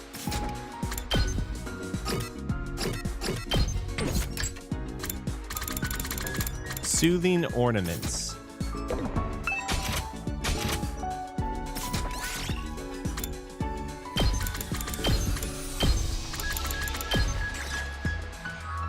Oh shit, the potted plant would have been it.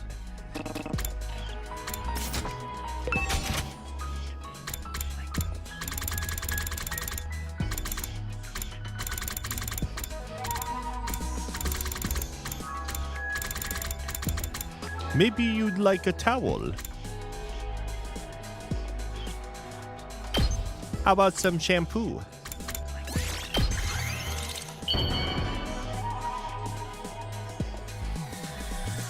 I like it, even if I...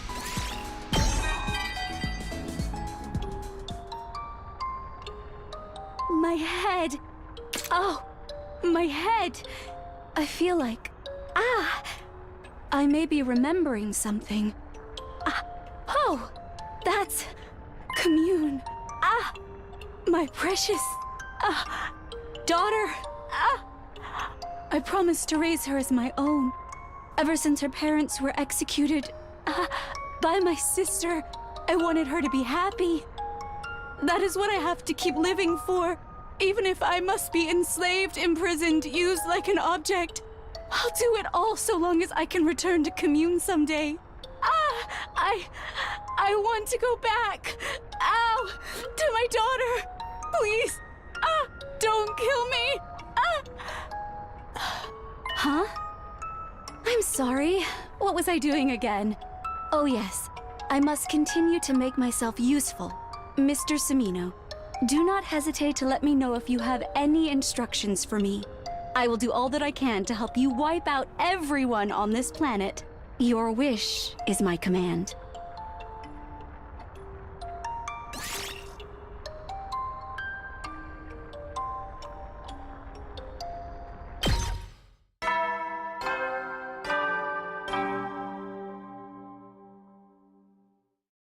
At ease, soldiers. It's time to hit the hay.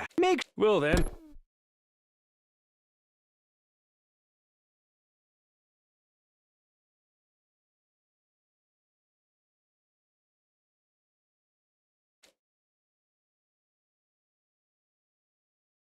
Huh?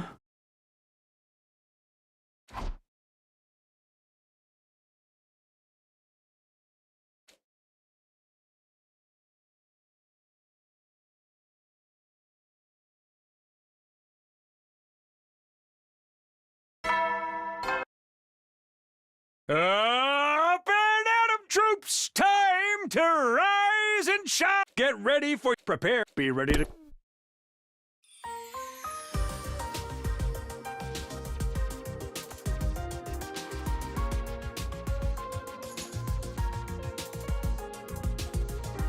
Huh?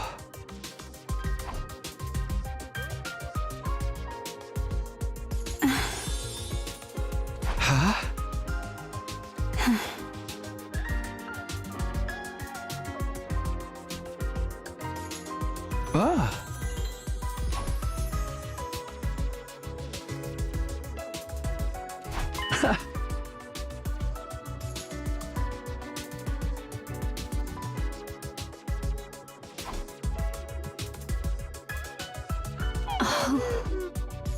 Huh?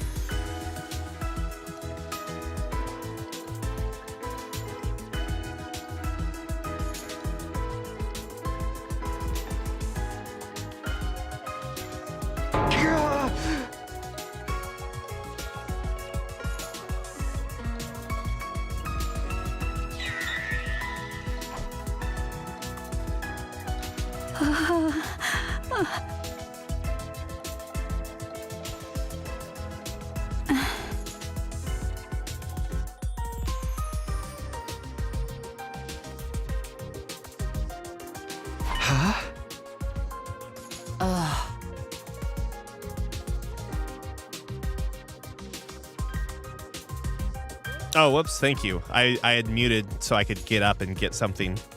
Hold on. I'm recording these. I'm recording these for Tiff, so I do want to reread some of that stuff for her.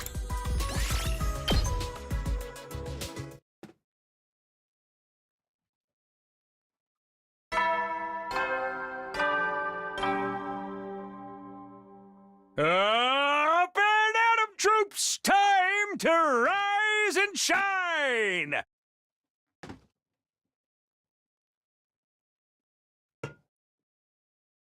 Get ready for your 29th day of active service. Prepare. Be ready to... I forgot I had muted for the for that one scene where she was going really weird on us about commune. That was a thing. After breakfast, I made my way to the library. Somebody else was there already. They had their back to me, but it was clearly a girl with long dark hair. Hey, Hiruko, good to see you. At the sound of my voice, she turned around, but it wasn't Hiruko. Good morning, Mr. Sumino. Ava, what are you doing here? Studying. I thought it would be useful if I knew more about your culture and customs. How about you? There was a chance she knew something about the book I needed. It wouldn't do any harm to ask anyway. Have you ever heard of a book called Reflections on Imprecatory Metempsychosis? Ava thought for a moment, then shook her head. No, I haven't. I'm sorry. That's too bad. I don't suppose you know anything about time loops. Oh, yes, I know all about them.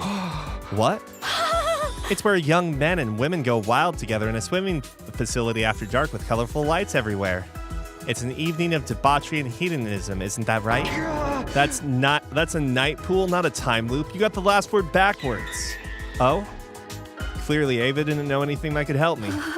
Well, I must be going. I have to give Miss Osuzuki a massage later.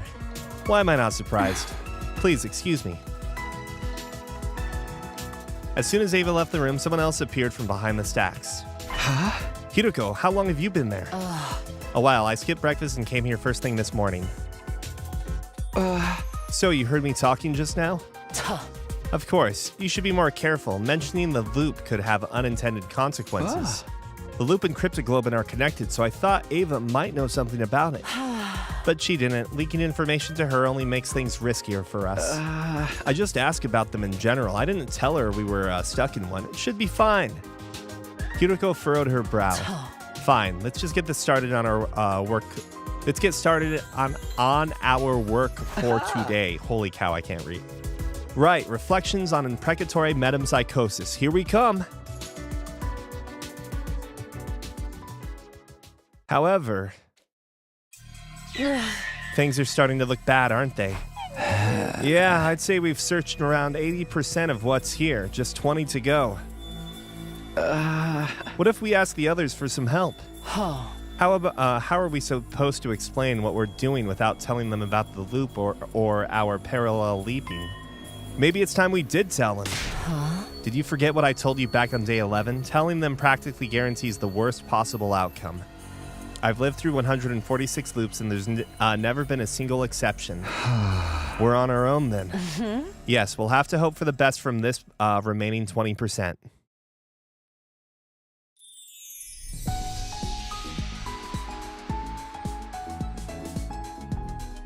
Hiruko and I left the library, and I went back to my room. Part of me wanted to keep searching for it right up until nighttime, but I knew that wouldn't be practical. I had to strengthen my bonds with my other teammates if we were going to work together effectively. Guess I should go find someone to hang out with. After a little mental cleanup, I headed out on my rounds like usual. Was everyone maxed at this point? I think so. Oh my gosh, I am clicking all over the place. Yep.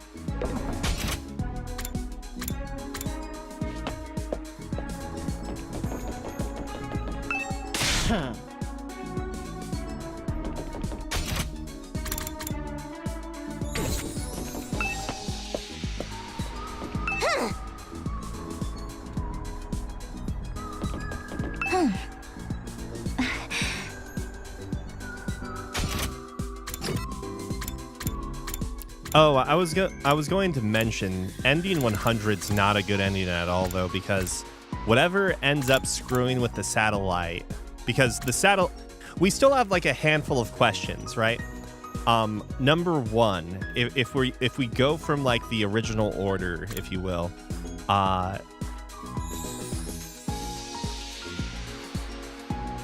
what happens to the satellite? Number two, who is letting Ato out? Number three, number two, who's letting Ato out? And like, how many times does Ato get out and leap himself?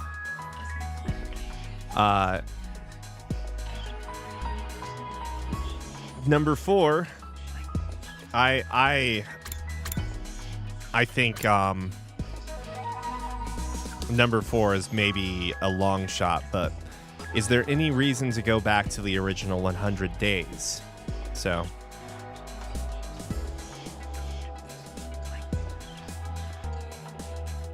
oh, by the mention of K? Yeah, it could be Kako. That would make a lot of sense in hindsight now, right? Who do we talk to? Who do we get terms from?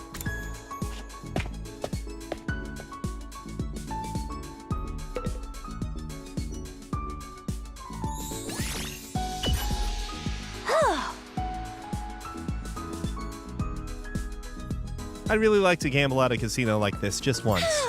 It makes me feel like a celebrity.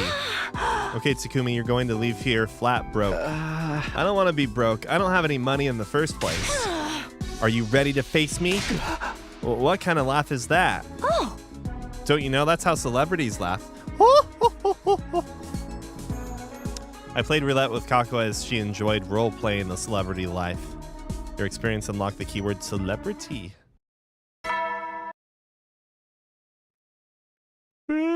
Well then.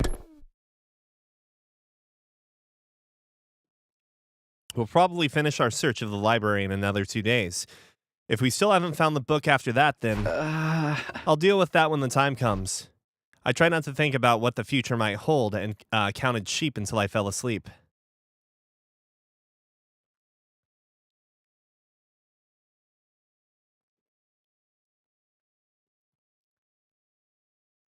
We were approaching the worst case scenario. It wasn't a sure thing just yet, but the little hope we had was dwindling away rapidly. Evening had already arrived. Hidoko and I stopped searching for books and regrouped. The seconds ticked by in silence. She didn't have to say anything. I knew what she was thinking. Don't worry, I'm sure it'll be in the last 10%. You really think so? Yes, absolutely. My words didn't do a lot to reassure her. She turned to me with a wary expression, like she was carrying the weight of the world on her shoulders. Takumi, do you believe in miracles? I wasn't prepared for a question like that. I had no idea how to answer it. I think if you keep believing in something for long enough, you can make it happen. You can absolutely overcome any obstacle in your way. I don't know if that counts as a miracle or not, but it's good enough for me. Did you steal that line from somewhere? It's far too philosophical for a servant like you. At least that's what I'd usually say, but I'm not in the mood for it today. What? All right, I've decided. I'll believe too. Huh? In miracles? No, not miracles. What I want to believe in is... Hidoko stared at me intensely. I froze up, gulping nervously, and then... That was a close one. I was about to start spouting corny lines myself. It could have been my imagination, but it looked like Hidoko was blushing just a little. All we can do now is push through to the end. The day after tomorrow, that is. The day after tomorrow. Tomorrow is no good. We have other plans, remember? Of course, it's going to be day 31. Exactly. That means we can leap again. Where are we going this time? I haven't decided yet. Let's talk about it tonight. Okay, see you after dinner in the usual place. Sounds good.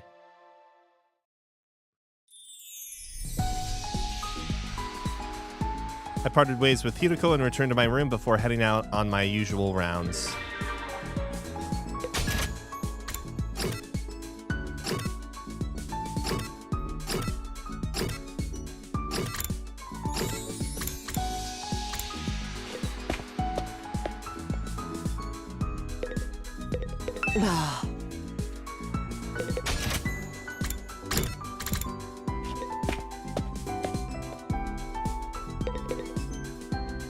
Sir Takumi, would you like to read some manga with me? Sure, that sounds fun. I never would have imagined I could find old issues of my favorite manga publisher here.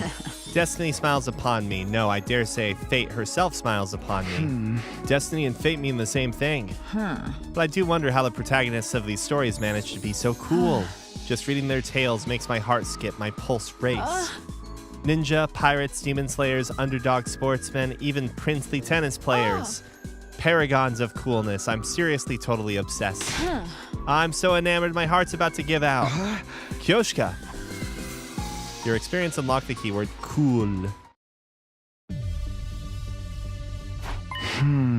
Hey, Hiruko, I noticed something on my device earlier. Take a look.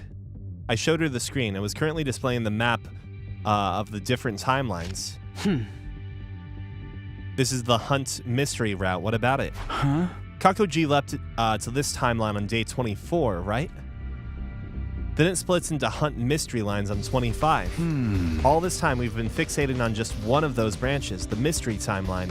It's only natural since our goal's been to prevent the murders that happened there. That's right, and as I've told you several times now, it's been locked so we can't leap there anymore. Yeah, I know. But putting the murders aside for a moment, what if we focus on catching Kakoji instead? I see, there's still another branch she exists in that hasn't been locked. Right, we just have to leap to the Invader Hunt timeline.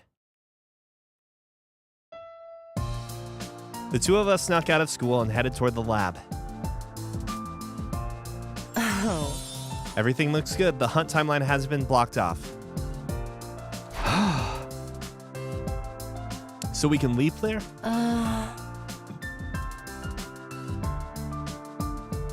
Yes, but not right now. The blood space waves won't be at their peak until tomorrow afternoon at 1:50 p.m. At least we know that, and we have a real chance of catching Kakoji now. We still won't be able to do anything about the murders in the mystery timeline. Yeah, but that doesn't mean we should just let her run wild in the other one, does it? You're right. We should treat her and get rid of that Gi parasite in her head. There's another thing, too. But bear in mind, it's only a theory. I think the sponsor behind the Invader Hunt killing game is probably Kakoji, too. She's the one who set it up so everyone would have to kill each other? It would make sense, wouldn't it? There's no one else who'd be in a position to mastermind it. She also said that she didn't like to kill people herself. So if we stop her in that timeline, we can stop the killing game from happening. Sounds like we've decided on our destination. Yeah, tomorrow we're leaping to the Invader Hunt timeline.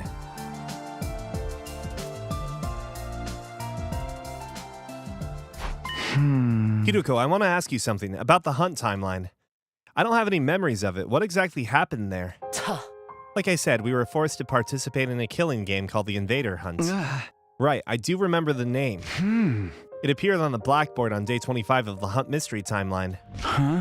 There was also a tape recorder left on the teacher's desk. It had a message that mentioned it too. Well, that's all I know.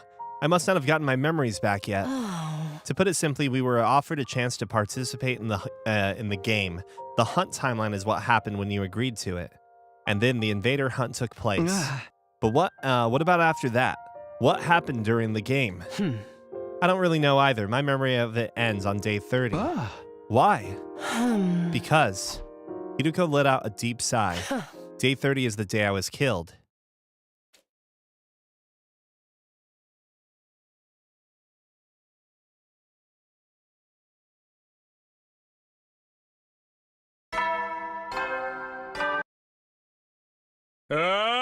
Get ready. Be ready to give your...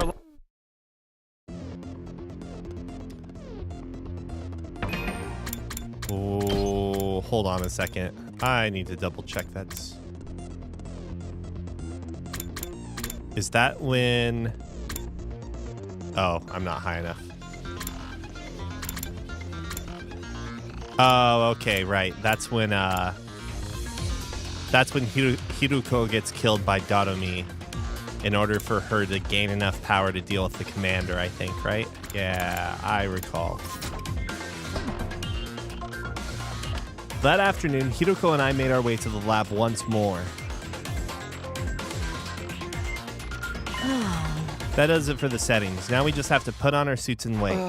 Hey, how exactly are we going to treat Kakoji? The same way we did for Takumi-ji. But I thought Takumi-ji only had Gi data inside him. The Gi data didn't physically travel back in time when the loop reset, but it's different with Kakoji. She's from the Box of Calamity timeline where an actual Gi parasite crawled into her brain. True, that's why when we catch her, the first thing we'll do is cut off her head. Huh? Don't look at me like that. We'll bring her back afterwards. But that's not all we'll do. If we revive her right away, the record of her brain inside the revival-matic will still include the Gi data. It will reconstruct her neural pathways the way they are now, making it the same as if she were still if she were still possessed. Kind of like what happened with Takumi-ji. That's right, hence why we'll treat her in the same way. With the repair program on the thumb drive. It made sense, but did we really have to cut her head off first? I pushed aside my gloomy thoughts and got into my suit. Hiroko did the same. Remember, this timeline is basically uncharted territory. Neither of us know what's going to happen there, so... I know, we have to be careful, and I will be, don't worry. And just like that, it was time. 1:50 p.m. on the dot. Here we go.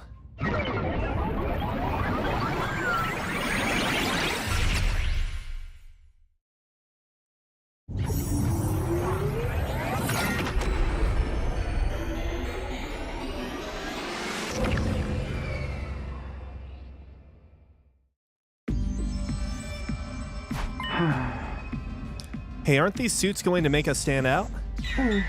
It would be even worse if we took them off, especially for me. Oh, right, the you from this timeline is already dead. If anyone saw me walking around alive again, they'd probably burn me like they did to witches in the Middle Ages. Guess we'll just have to be extra careful not to get caught. I agree, let's get going.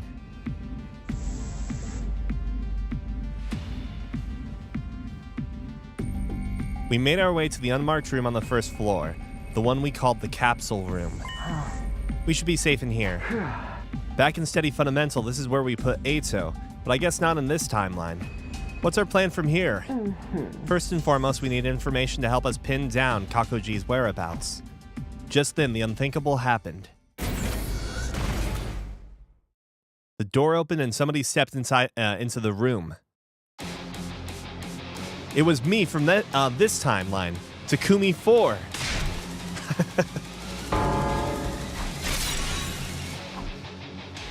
When he moved fast. He spun around and ran for the door.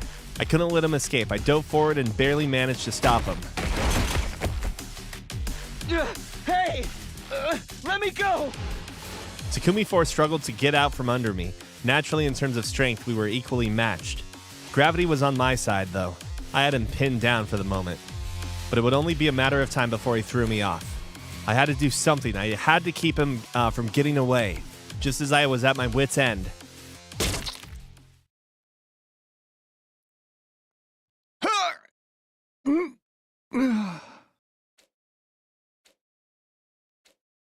Hiroko drew close, and with the voice changer in her helmet activated, whispered something to the other me.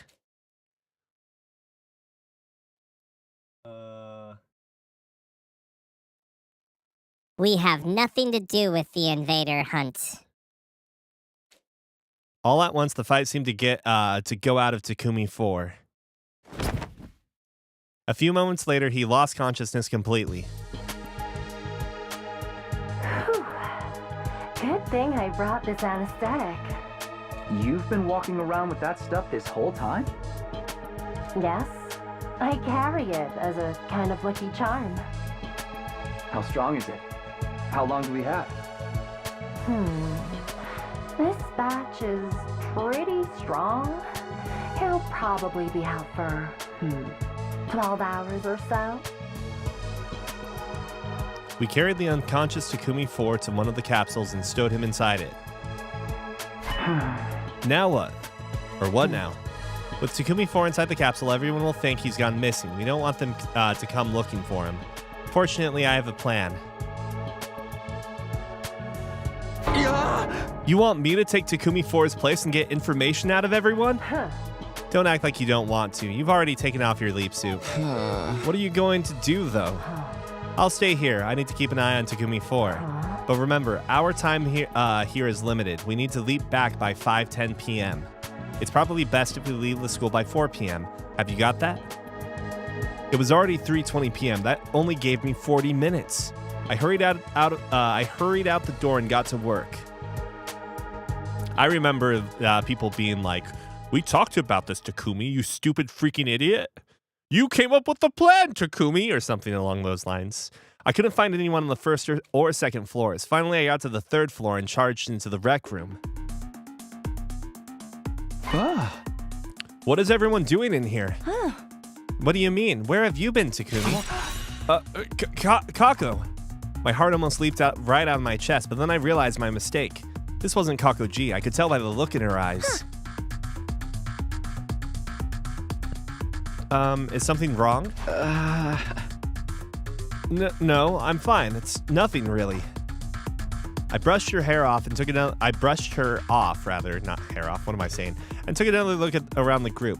There were 9 of them here in total. I'd said everyone a moment ago, but we were still missing some members. Eito, Gaku, Datomi, Kulala, Ava, Hiruko, and Hiruko 4 were nowhere to be seen. Of them, there were 2 whose absences I couldn't explain. Huh? Hey, where's Datomi? Oh. She still hasn't opened her eyes. And Kulala? Huh? Takumi, what's wrong with you? If this is a joke, it's not funny. Kulala, she refused to take part in the game, and Takimaru trailed off. Everybody looked heartbroken. It didn't take a genius to figure out what had happened. She'd been killed by the Invader Hunt's mysterious sponsor, by Kako G. We all figured we couldn't stay depressed about it forever. So we decided to have a memorial in here tonight. Not just for Kulala, but Gaku and Hiruko and the others too. Now that the killing game or Invader Hunt or whatever is over, we can finally take some time to grieve. Wait, what? I know we've had our differences in the past, but it's time to put them behind us. Wait a minute, what do you mean the game is over? Everyone looked at each other in confusion. Seriously, man, what's up with you today? The sponsor died this morning, remember? They died? Yep, burned to a crisp by undying flames. You were right there with us when it happened. They were wearing that curious suit with the big helmet, so we never managed to figure out who they really were. But they're dead and gone now. That much is obvious. Their body was burned away completely. There was nothing left of them afterwards. They screamed in this really weird way at the end. It sounded kind of like...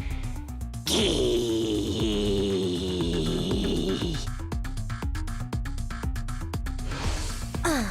So yeah, game's over. You really don't remember any of that? I was more confused than ever now, but I didn't want to let it show and make things worse. I did my best to smile and sound at least halfway normal. Oh yeah, of course, I remember now. I hit my head in the hallway a while back and things have been a little fuzzy since then. I don't think they bought my excuse, but no one called me out on it either. I needed to get back to Hiruko and tell her about this. I pulled out my device and checked the time. 4:02 p.m.? Okay, I have to go now. Oh man, I'm feeling dizzy all of a sudden. Guess I'm not fully recovered yet. Sorry, but I think it's best if I call it a night here. See you tomorrow, guys. I made my excuses and headed for the door, but never made it that far. In my rush, I lost my footing and my head slammed into the ground. Weirdly, I didn't feel any pain because before I could even feel it, my consciousness suddenly faded away.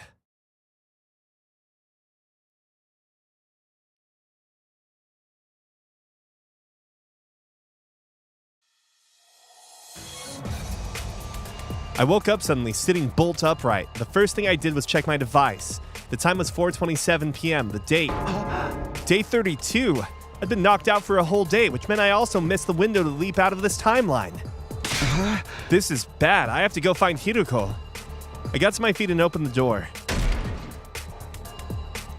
Before I could leave, someone else came charging in. It was Tsubasa. She looked tense and jittery. She was clearly worried about something. Takumi, you look fine. In that case, come with me. It's an emergency. I didn't get a chance to say no, or even ask where we were going. Tsubasa just dragged me along with her. Eventually, we stopped outside a door on the first floor.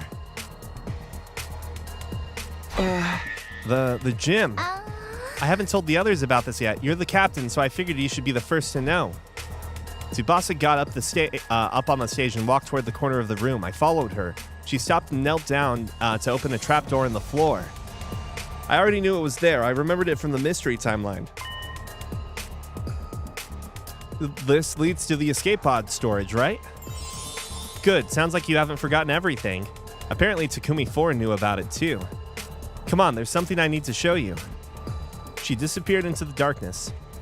As I climbed down after her, I had a bad feeling about what might be waiting for me down there. Escape pod damaged. Finally, we reached the bottom. I looked around and... Hey, what's the matter? Aren't you shocked about this? Honestly, I wasn't. I'd seen the exact same thing happen in another timeline after all. But it would seem unnatural for me to be calm. I had to put on some kind of act. Whoa, what the heck? The escape pod's been totally wrecked. Right? This is really, really bad, right? Looked like I was in the clear. I wasn't much of an actor, but acting surprised, that I could handle. Not that it even mattered right now. Even if I'd seen it happen before, the escape pod being put out of commission was still a serious matter. Do you know what did this, Tsubasa? Yeah, I just got through analyzing the damage before I came to see you. Let me explain. The corrosion's been caused by something called particle bacteria. It erodes matter on a molecular level, so it's invisible to the naked eye until the damage starts to show. The bacteria eats away at metal to grow stronger. Actually, I'm not sure if eat is the right word. Technically, it's more like the energy released during the oxidation process allows its cells to reproduce. Don't be fooled by the bacteria part of the name. It's not really alive, just a chemical substance. That said, we're talking about something that randomly occurs in quantum-level space, so there's not a lot we know about it. This was new information. I guess that's because when I found the pod in the mystery timeline, Tsubasa wasn't there to investigate it. Like I said, this is really, really bad. I mean, with the pod in this condition, we won't be able to get away from when the final attack launches on day 100.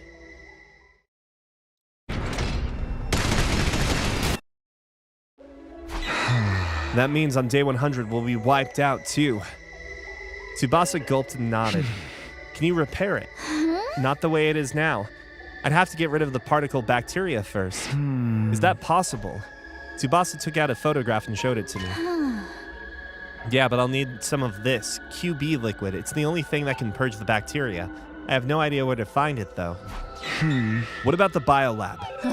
I looked in there already. This is rare stuff. I don't think there's a single vial of it in the whole school. At this point, the only thing we can do is search around in the ruins outside and hope for the best.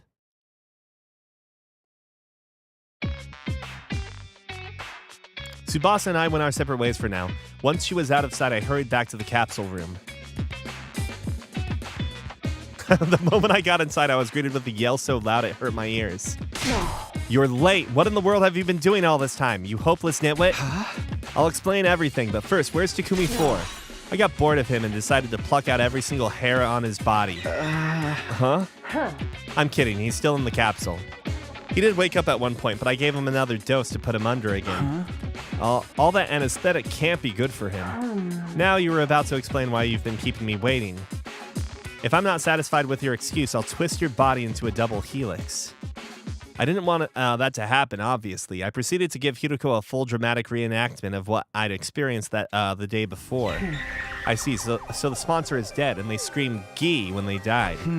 I think it's safe to assume it was Kakoji. No one else in this timeline could possibly be infected. That's too bad. We've come all this way, and now we won't be able to cure her. Hiroko sighed. I couldn't see her face, but she sounded thoroughly demoralized. I could understand why. Kako may have been possessed, but she was still our friend, and now she was gone. Not to mention it was Hiroko who'd sent her into this timeline to begin with. She was probably feeling guilty about all this. As for the escape pod, well, it's just like I told you. Particle bacteria. Haven't heard that one before. There's something I still don't understand. Why is the pod fine in all the other timelines? It's only the mystery timeline and this one where it's been corroded like that. There's probably a quantum theory explanation for that. When you look at the universe on the smallest possible scale, everything comes down to chance. The slightest change in a single atom's placement can lead dramatic changes. It's impossible to predict how it will all play out. So the reason the particle bacteria didn't form in the other timelines is pure luck. It just so happened to occur here, but nowhere else. Is that luck going to affect the other timelines as well? Of course, those changes are part of what creates the infinite parallel universes out there. What? Sorry, this is all too complicated for a peon like you to understand, isn't it? Let's get back to the more immediate problem. Right, if the pod is still out of action when the final attack launches on day 100, everyone here will die. I know this isn't our timeline, but I don't want to just abandon them. I feel the same. Let's see if we can find that QB liquid. But first, let's keep drugging Takumi. That'll be fun. Looks like we made it. Yes, we're lucky our window to leap is still open. I've never known the blood space waves to remain this high for so long. Must be another quirk of quantum probability. The time limit's getting closer, though. We need to get into our leap suits. Can't we take a little break? We've been running around non-stop since we left the school. The next window's not until day 45. If we miss this chance, we'll have to stay here until then. Is that what you want? No, I know that, but... And there'll be an attack tomorrow. We need to be in steady fundamental to help them fight. I know, but we'll look for the QB liquid when we get the chance, right? We'll talk about this later. Come on, we've only got 5 minutes. I did as Hiroko said and got into my leap suit while she set up the machine, and then... All right, let's go home.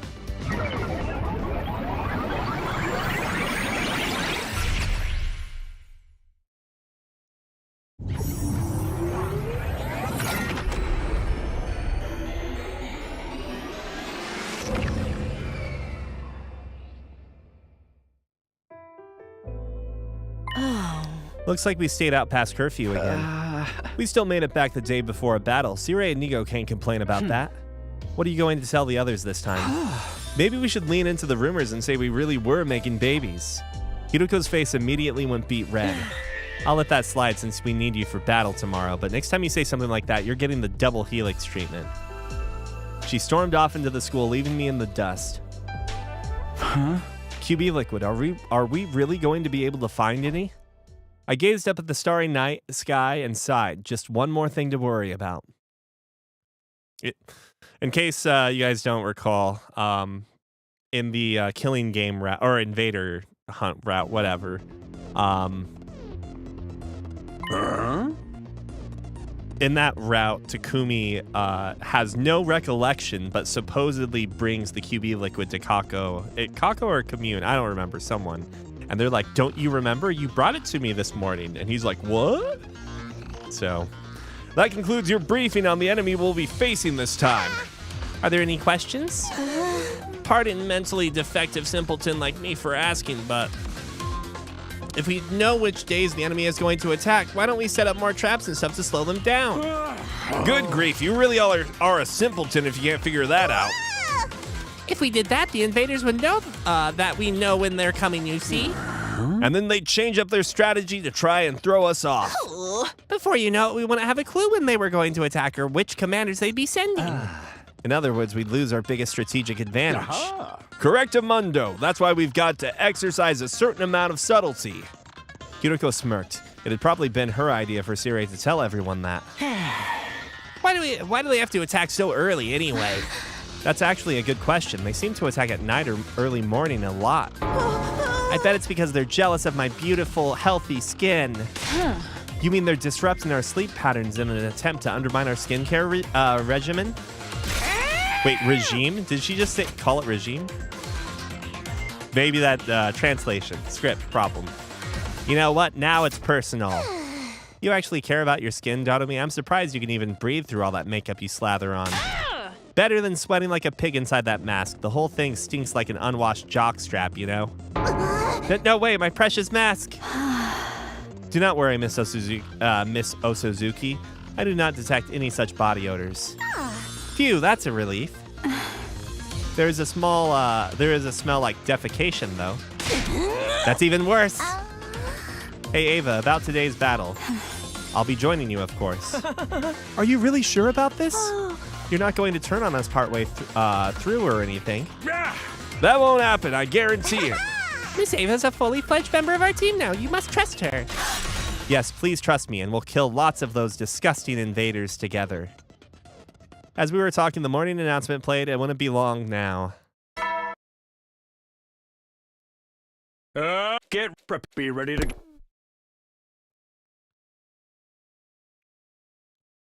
Sure enough, a few seconds later.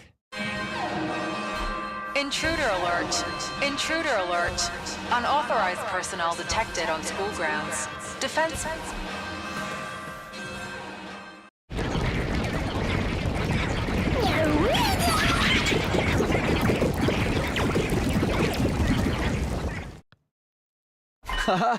Okay, guys, let's do this. Special Defense Unit move out.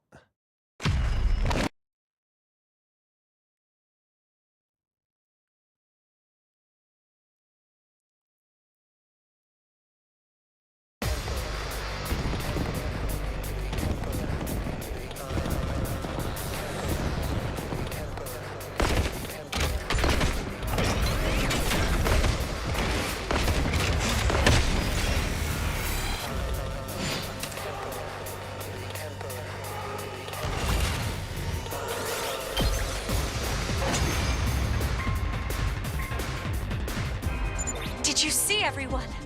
I'm killing these revolting invaders just like you. Thanks, Ava. You helped us make it through the first wave without any major problems. According to Sire, though, the real battle's still to come. Yeah, we haven't seen the commander yet. What was this one's name again? I believe it was something like... Alan, get a clue? It's Adamaku! Come on, guys, don't get distracted! Stay strong, everyone.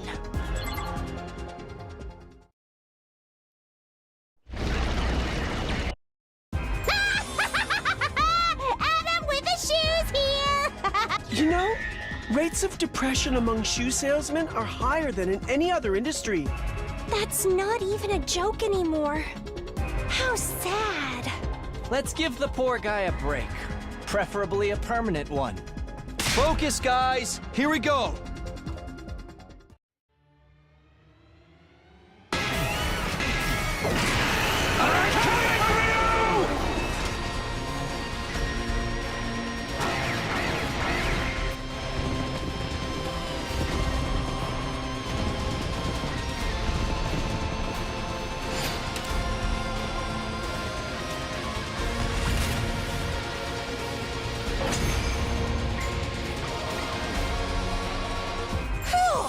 Looks like my chicken wing Majero drop did the trick.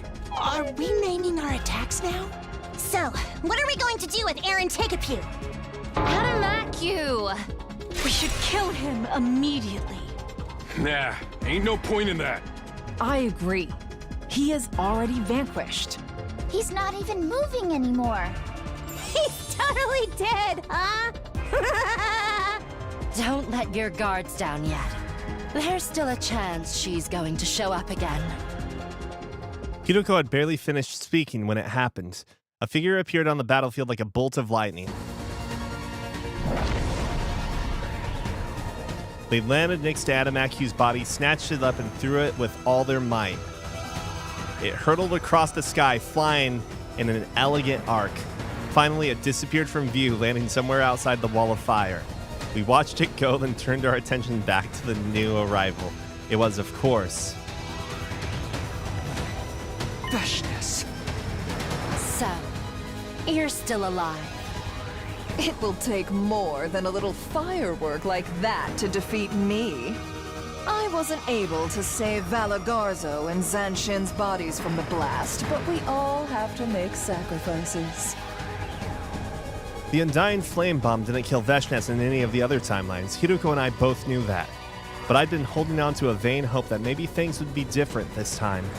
This timeline's explosive was supposed to be a lot stronger than the others after all. We really hadn't known for sure whether she would show up at the end of this battle or not. All we'd been able to do was tell everyone, via Sire of course, that it was a possibility. C-Ray did warn us about this, so I'm not totally shocked. I'm still surprised, though. Surprised, but not shocked? Aren't they essentially the same thing? I think the whole team felt that way. They all seemed a lot less sure of themselves than they had a moment ago. Don't despair, everyone. Let's kill this odious invader without delay. You've betrayed us to side with the enemy, Ava. Have you forgotten our family pride? Shut the hell up, you nasty bitch. What? I'm going to shove my hand so far up your ass your back teeth will clatter. It sounded like the new and improved brainwashing process had made some interesting changes to Ava's vocabulary. Have it your way. I'll just have to show you the kind of calamity that befalls traitors like you. Bring it on, skank. I'll break open your head and suck your brains up through a bendy straw.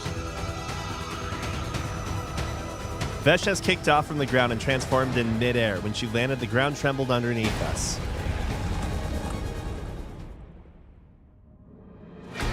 You guys, this is your first time fighting her, right?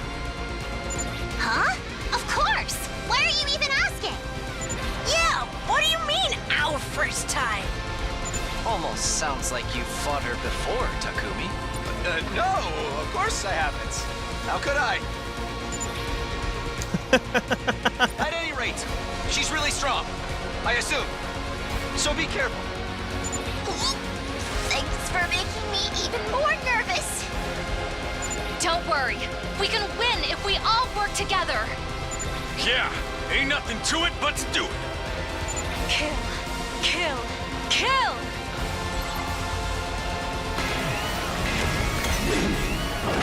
Bow down!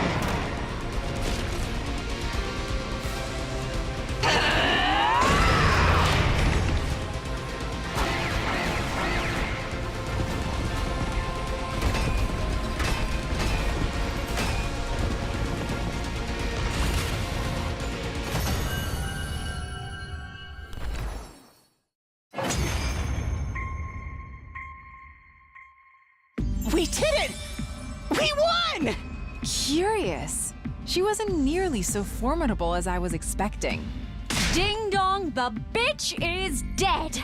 The Special Defense Unit comes out on top again. What did they do to her? Curse you! Oh no! She's still alive! Of course I am. If your bomb didn't kill me, what makes you think your little guns and swords could? I have to compliment you, though. I never thought you'd give me this much trouble. How about you surrender now and make it easier on yourself? Fools! I can't die yet. I will win this war! Even if I have to violate the teachings to do it. What? Farewell, for now. With that, Veshnes was gone. Phew. We did it! Go us!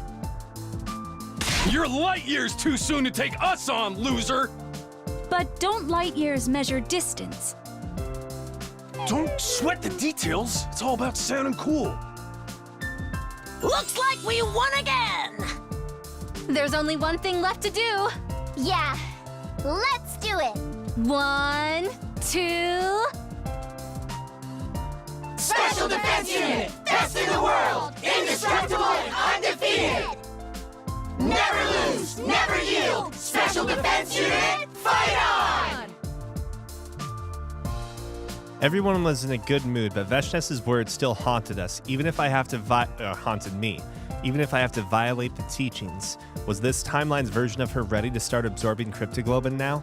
It was an unsettling thought, but I didn't want to ruin everyone's I'll worry fun. about this later. I pushed aside those worries and joined the others in celebrating our victory.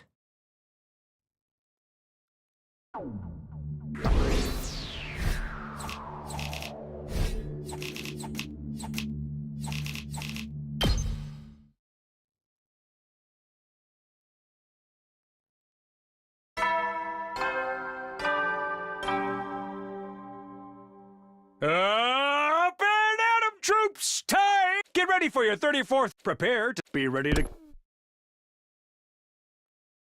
Immediately after I heard the usual morning announcement, Yugamu rushed into my room. Takumi, it's an emergency. Come with me. I ran down the hall with Yugamu until we arrived at the parking lot. I rushed over to where everyone was standing, only to see... What? Everyone else was already there. We all stood stunned in front of the school bus, which had somehow become rusted and corroded. Nigo and I were the first to find it.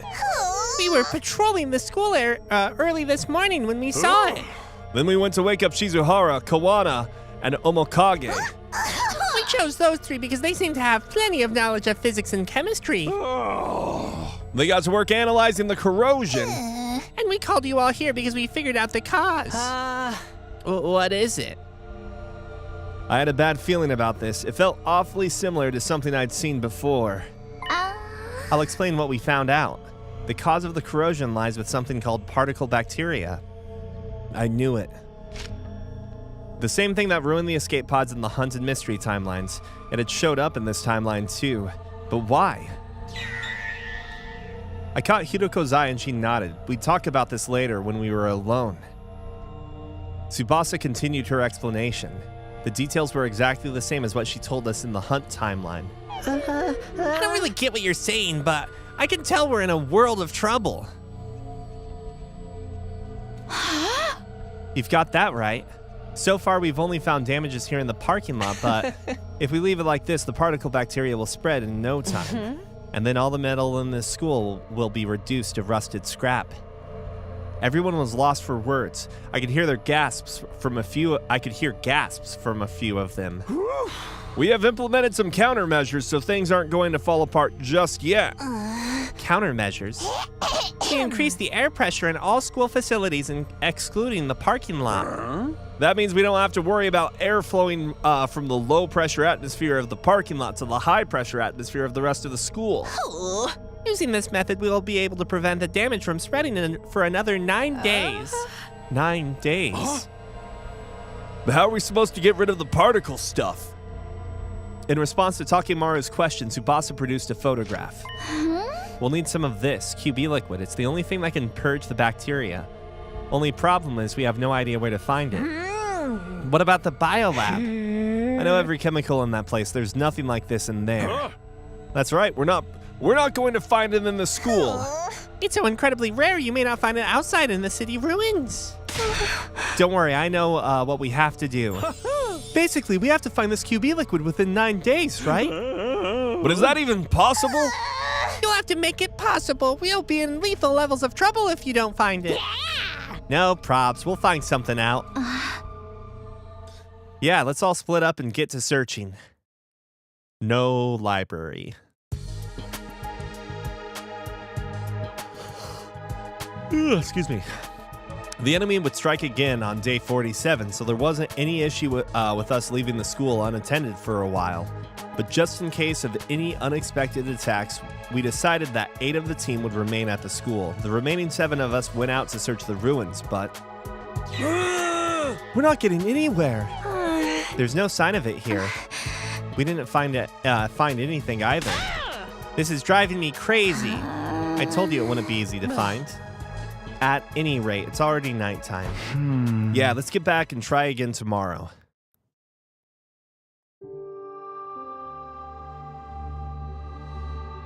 We returned to the school and reported our results, or lack thereof, to the defense team.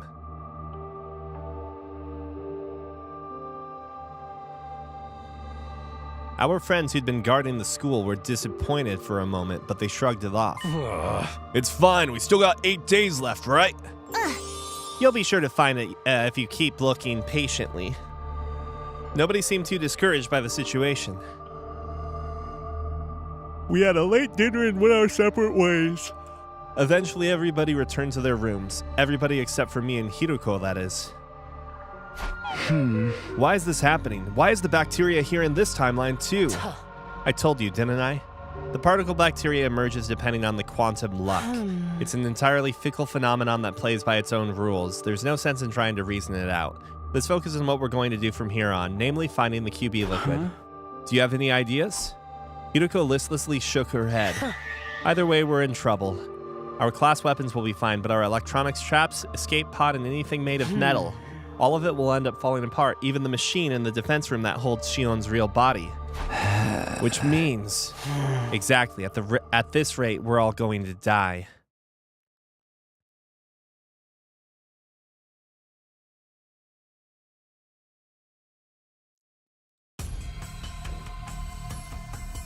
Just like the day before, we split up into a group of 7 to explore and 8 to defend the school.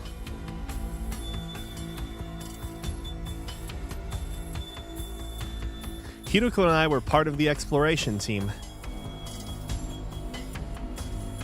We spent all day going from place to place in search of QB liquid.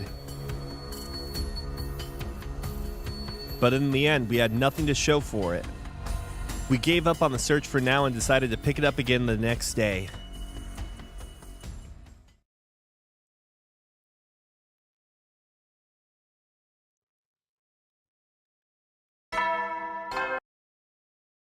Up and at 'em, troops! Be ready to give your...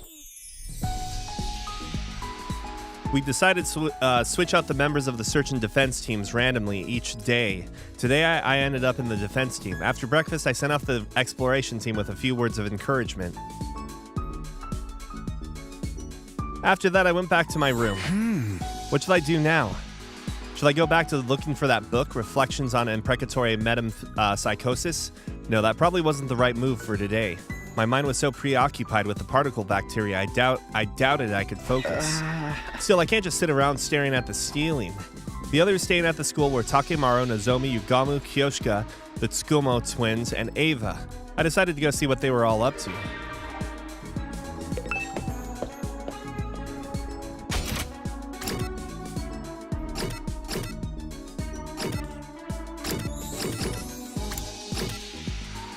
Wait, is today morning? Can we explore?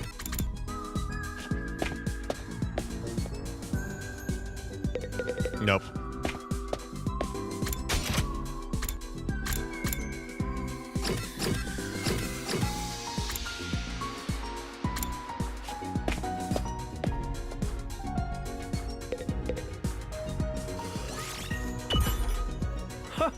I'm just about to head out and grab some ingredients for a meal. I'm going to forage some edible plants and make my own dinner.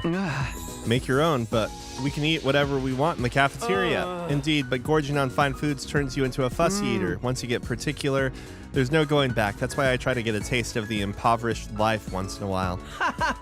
Out on the streets, anyone who can't sustain themselves with cheap meals will die after all. After spending some time together, you understand Ima better now.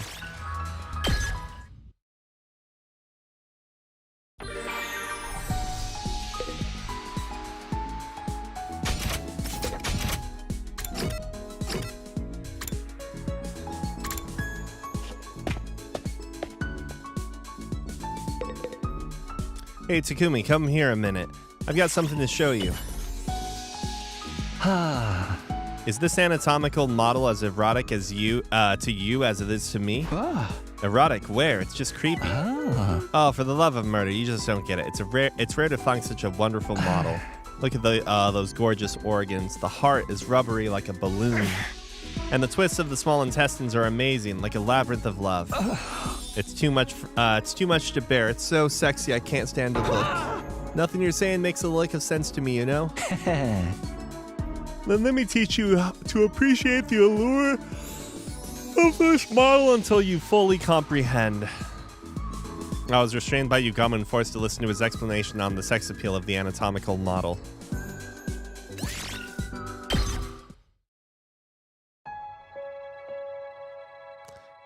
At night, I met up in the schoolyard with the exploration team who had returned from their trip. Their disappointed faces told me all I needed to know, but I still had to ask just in case. How did it go? They weakly shook their heads. That's too bad. 6 days left. Slowly but surely our time was running out.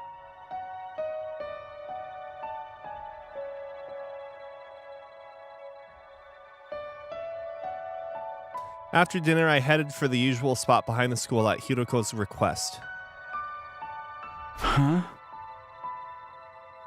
What did they want?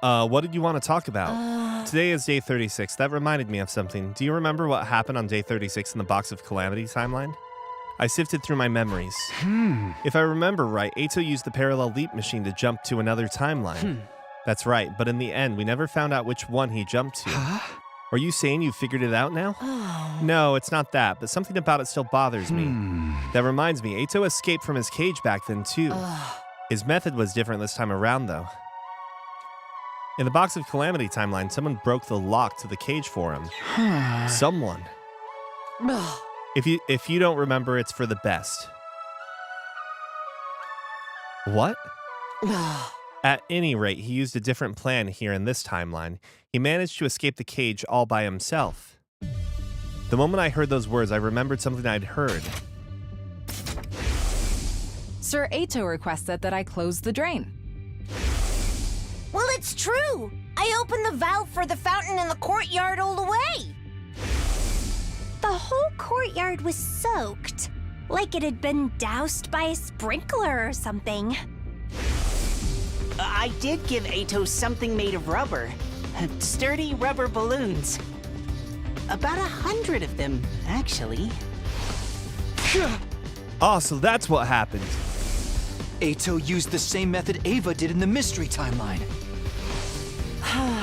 You're just realizing that now? Well, it took me a while to connect the dots myself. On day 9, I remembered the way Ava escaped in the mystery timeline. Do you remember when you suggested putting Ato back in the cage after he escaped? At that point, I was suddenly assaulted by a violent headache. I suddenly remembered what happened in the mystery timeline. That's why I said what I said. Not that cage. We have to put him somewhere else. As soon as Hiroko finished talking, I took off running. Where do you think you're going? I couldn't hear her calling after me. I responded without turning around. I'm going to confirm something with Ato. Confirm what? Isn't it obvious? SAD, the scandalous Atsuki disappearance. Fine. I don't know what you're up to, but I'm going with you.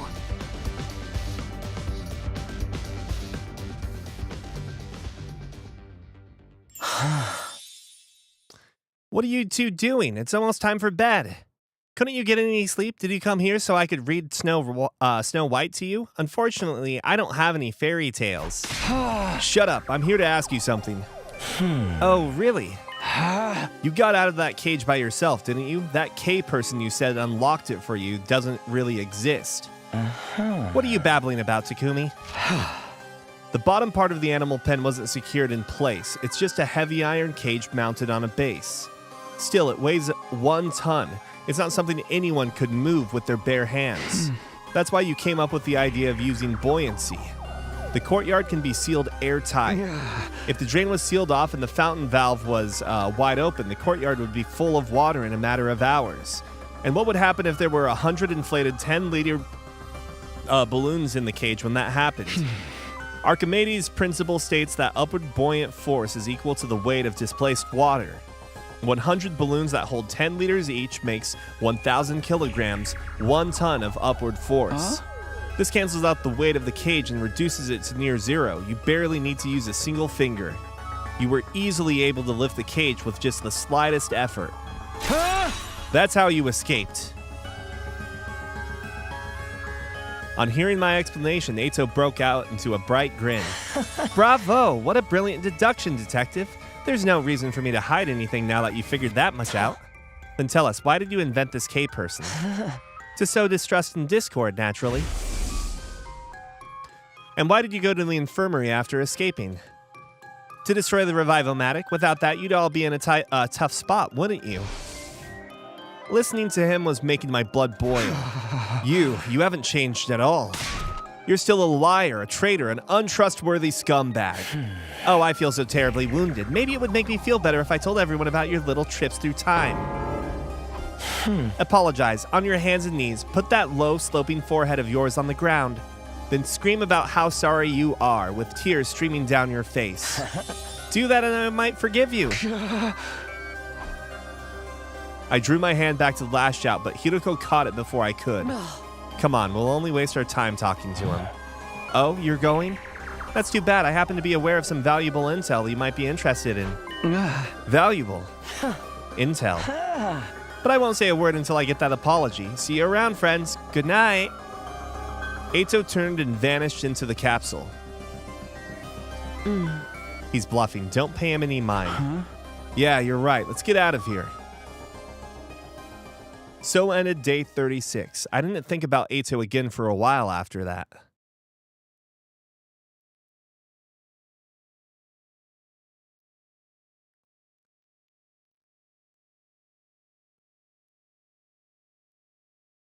We spent the entirety of the day searching for QB liquid.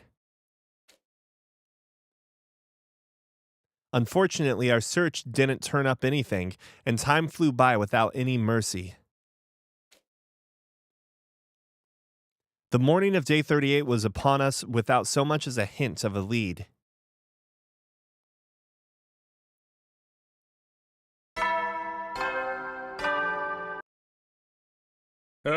Get prepared. Be ready to...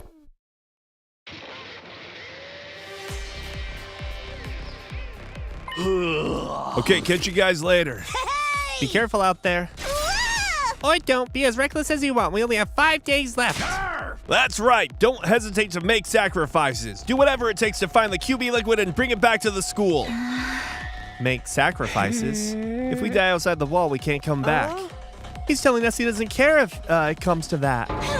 That's so heartless. I won't let that comment slide. Siri can say whatever he wants. It doesn't mean we have to agree. Right, your biggest priority is making it back in one piece. That's an order, understood? I am so grateful for your words of encouragement. Yes, we should go now. After seeing off the exploration team, the rest of us went our own ways. I always end up coming back to my room. Is this just in my nature? Well, whatever. 7 people were on guard duty, not counting myself. Kulala, Gaku, Shoma, Moko, Darumi, Tsubasa, and Hiruko. I decided to go see what they were up to. I can't wait to sleep in a little bit tomorrow.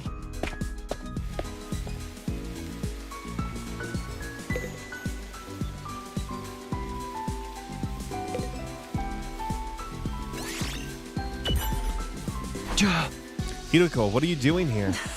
I was just daydreaming. Oh. I was imagining how cute it would be if I could keep a lion in a cage like this. A lion? Oh. If I ever become rich in the future, I'd like to keep exotic animals in my yard. Bears, lions, cheetahs, bison. I will tame these beasts of prey and ascend to my rightful place at the top of the food chain. I can't wait for the day my dreams come true. I need to keep building my savings. She wants a zoo in her yard. She's got the mindset of an eccentric celebrity. After spending some time together, you understand Hiruko better now.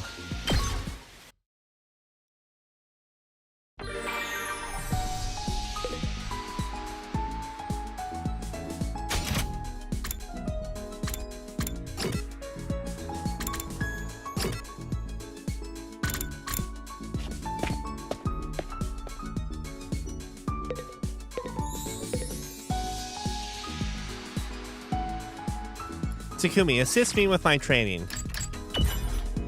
Huh? You're always training for battle whenever you have free time. How do you manage to stand doing such intense training every day? It's only natural. Despite my appearances, I'm a soldier after all. A soldier? The Osuzukis rose to prominence through weapons development. We're military nobles.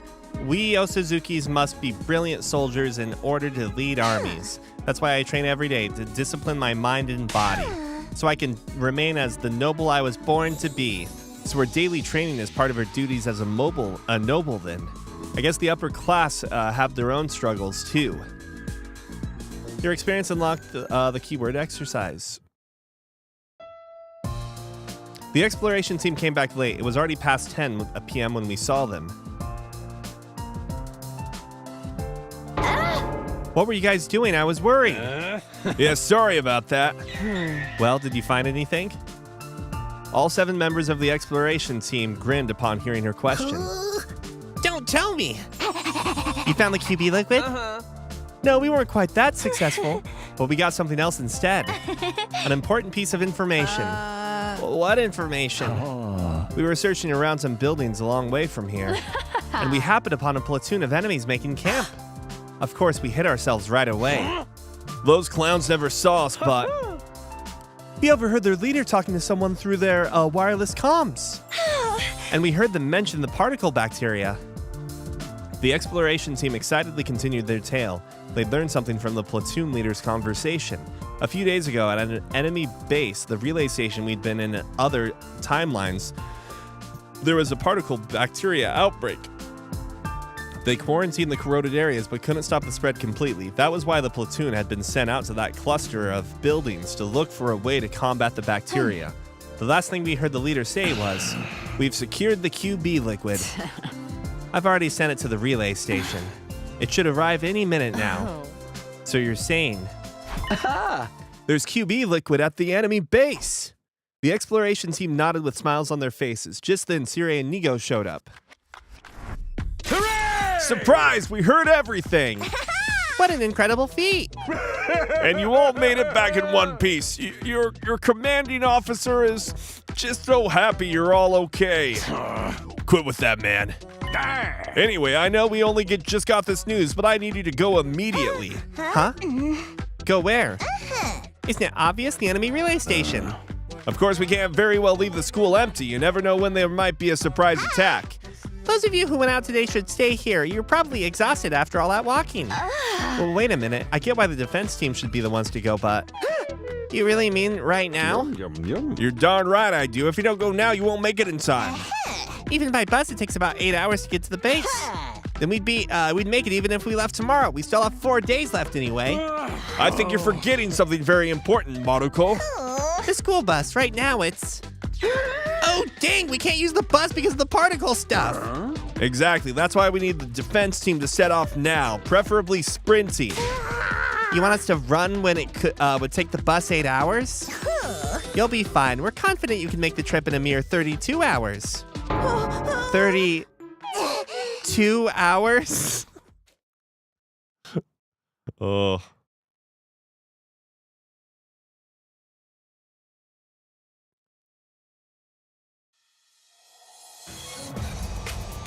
Okay.